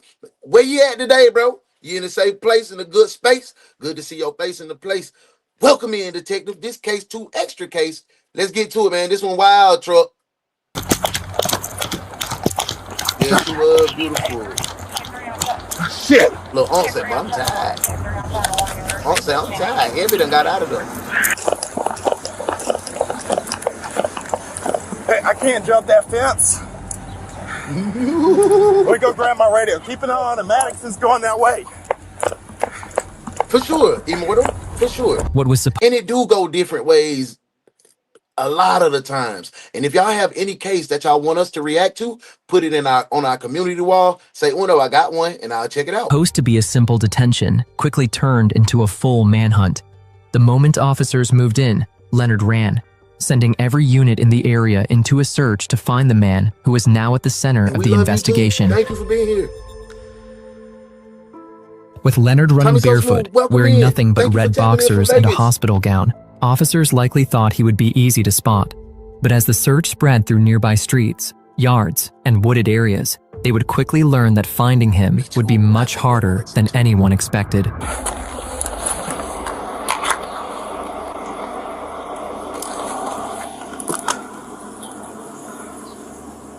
That boy done got on he done did the race. Or if somebody ran through that yard. All right. We'll check. Mike said, I'm not sure the little one seen the whole thing. They need to get her to child psychologist for sure. Yeah. Absolutely, bro. You got your taser? Maybe they lost her mama, man. That's sad. Hold on. Let me just double check this. I did too, Star, because she was talking.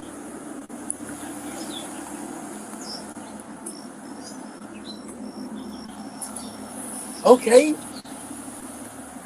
Be safe out there, twin. Get the NC, you know what it is, man. I love North Carolina. I was out that mother for what, 8 years? Sheriff's office. Let's go big. I'm gonna get out your way. Yes, sir. Who's in here? Lou, welcome in. You the only one in here? Yes, sir.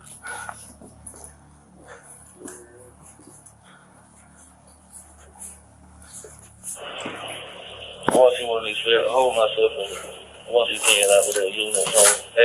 Truck, what we got going on right now, bro, a quick little recap. We got a sad situation. Couple, Heavy, and TT was, this is Heavy story, was sitting outside on the porch late one night, smoking a blunt, just chilling. He in his drawers, she on the thing. Somebody pulled up and making, open fire, wop. He came, grabbed her. She was hit. He wasn't hit. They were sitting on the same porch. Put her in the car, drove her to the hospital, and that's where we at.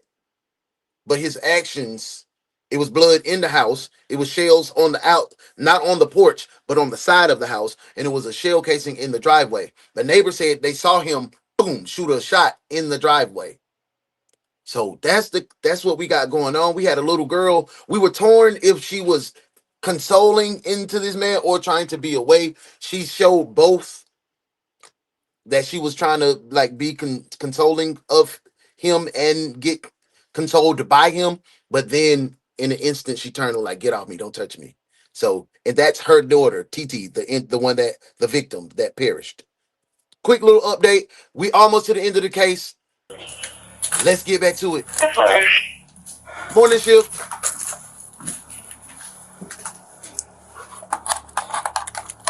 It's not, Mike. It's not. Not at all, twin. Melissa, yes, it is. Damn. Units responding, be advised, it is a black male, approximately 5 to 6 feet tall. Does not have a shirt on from the hospital. He takes it off, he's in red on. Yeah, she's seen it all by her actions. He ran over this way from the hospital. He done it for sure, Cat. Katrina. Sorry. I'm gonna keep up with her. Katrina, her name is Catherine. He came from the hospital this way. About that, love. I'm watching the case. So you saw him clear this area right here? Yeah, he was here. Catherine, sorry about that. I don't like messing up on people's names. But I thought we was finna find him under the damn bushes or something. He probably did.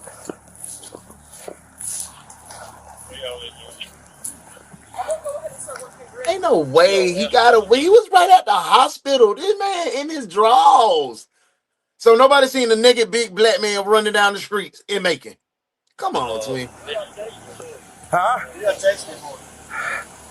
754 suspect? Yeah, he's just wearing red undies. Maybe a gown.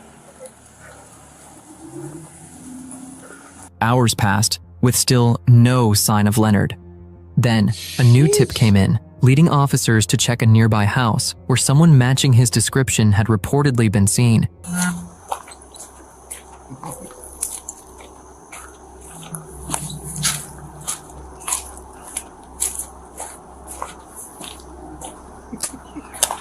Your check about to be short for sure. So you see how they did you? They were like, we gonna get all the overtime, right? Thank you for coming back, love. They done finesse my girl, talking about it, work was over. No, we have another case. This house is what?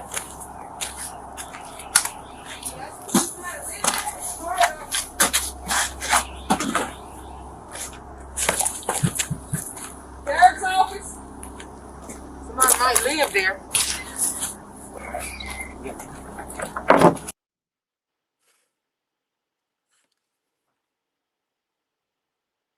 If you got a suspect that you have a manhunt, I would think you would put forth your best and most physically capable detectives and police. And Auntie look like she ain't been from behind of this in several years, and y'all put her in the line of fire. I think that's reckless.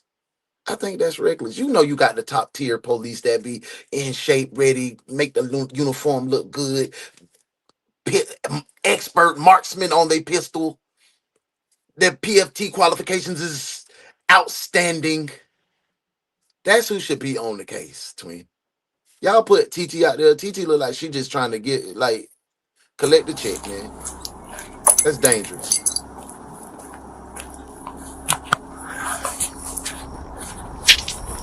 Half the day passed with still no sign of Leonard. It started to look like he may have gotten away. But then, another tip came in. Someone had seen a man matching his description at 870 Womack Street in Macon, Georgia. Okay. Deputies quickly surrounded the house, entered through the front door, and found Leonard in the kitchen area near the side door.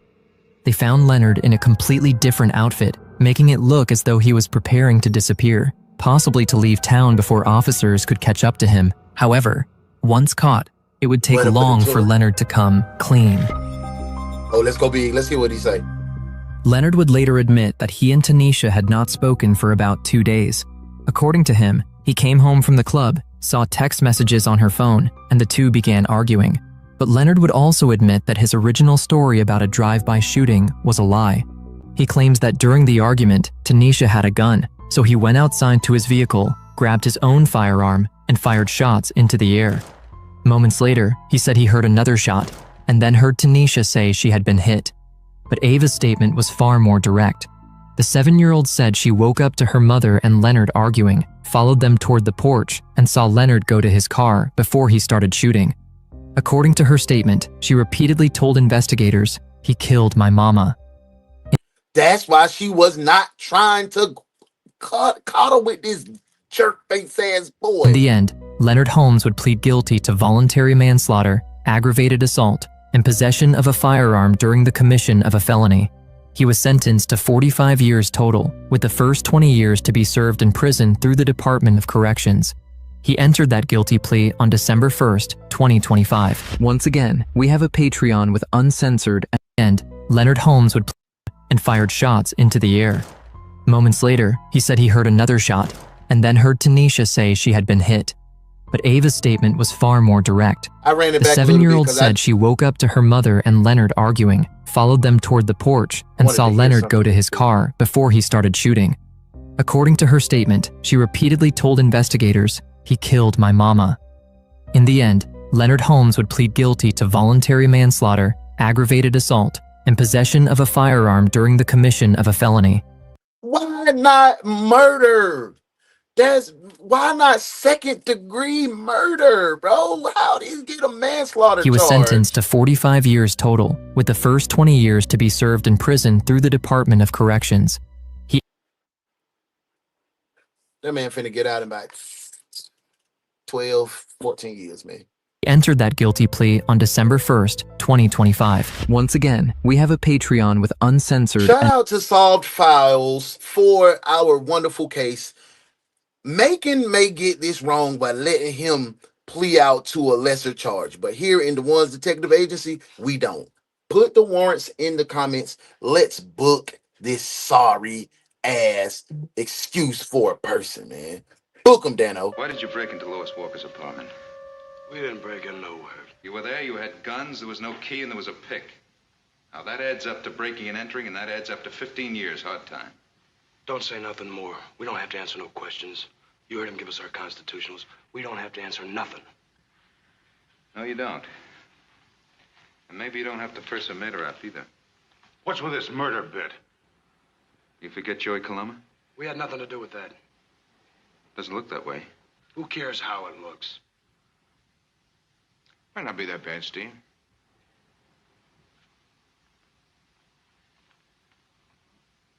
Well, no question. Murder won. Well, maybe they're just a couple of patsies. Paid muscle. Somebody hired him to rough up Joey a little bit. Who was it? Nat Keller? Morgan? Who? You got no right to question us unless we want, and we don't want. So book us or let us go.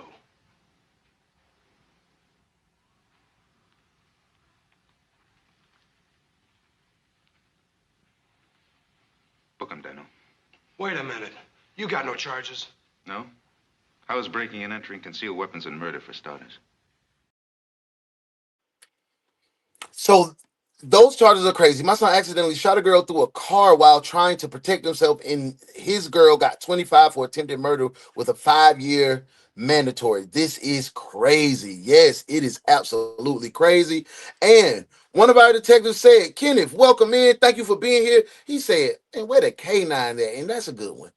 He is definitely a dog. Matter of fact, he's passed by a dog. He's a mutt. She said, take your time. What's the rush? Ooh. I said, baby, I'm an ugly little dog. I'm a mutt. She said, take your time. What's the rush? I'm an ugly little dog. I'm a mutt. I'm an ugly little dog. I'm a mutt. I can't smoke on Reggie's old paw in my ugly knees. I see past pretty faces, so I got trouble trusting. But I'll let my guard down for you. Say I'll be ugly for you. Say I'm a ugly little pup, 'cause you can be ugly if you want to. She said, take your time, what's the rush? I'm a ugly little dog, I'm a mutt. Hey, that supermodel, thank you for being here. Welcome, welcome in. Y'all, I want to say thank you so much for a great shift. We had a great time on the morning shift. Yeah, these cases were a little bit tough, but that's what you guys are for. We're family. We help each other through. We had a little praise break so we can have a great mental health day for the rest of your day. Don't forget tonight, 9:05 Eastern Standard Time. Join me in the rest of the One's Detective Agency for 1, 2, 3, 4, 5 body cam cases. Not like the cases that we do in the morning. It's a completely different vibe. We outside and we patrol in the streets. So come be a patrolman tonight on the night shift. That's 9:05 Eastern Standard Time. And then right after the night shift, we roll right into Ace Society after party. We got true crime covered over here. I want to say thank you so much for a great, great day. Go out, be light, be love, be you, because that's the only thing that God designed you to be. Thank you for being my friend. Thank you for the support. And I love you. I'll see you guys tonight, 9:05 for the night shift. Peace.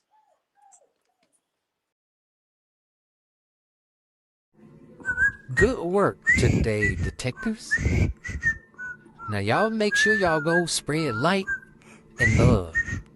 And we'll see you again at 9:05 a.m. for another case from your favorite true crime reaction show with your favorite host, The Morning Crew with UnoDaOne. This has been the One's Detective Agency.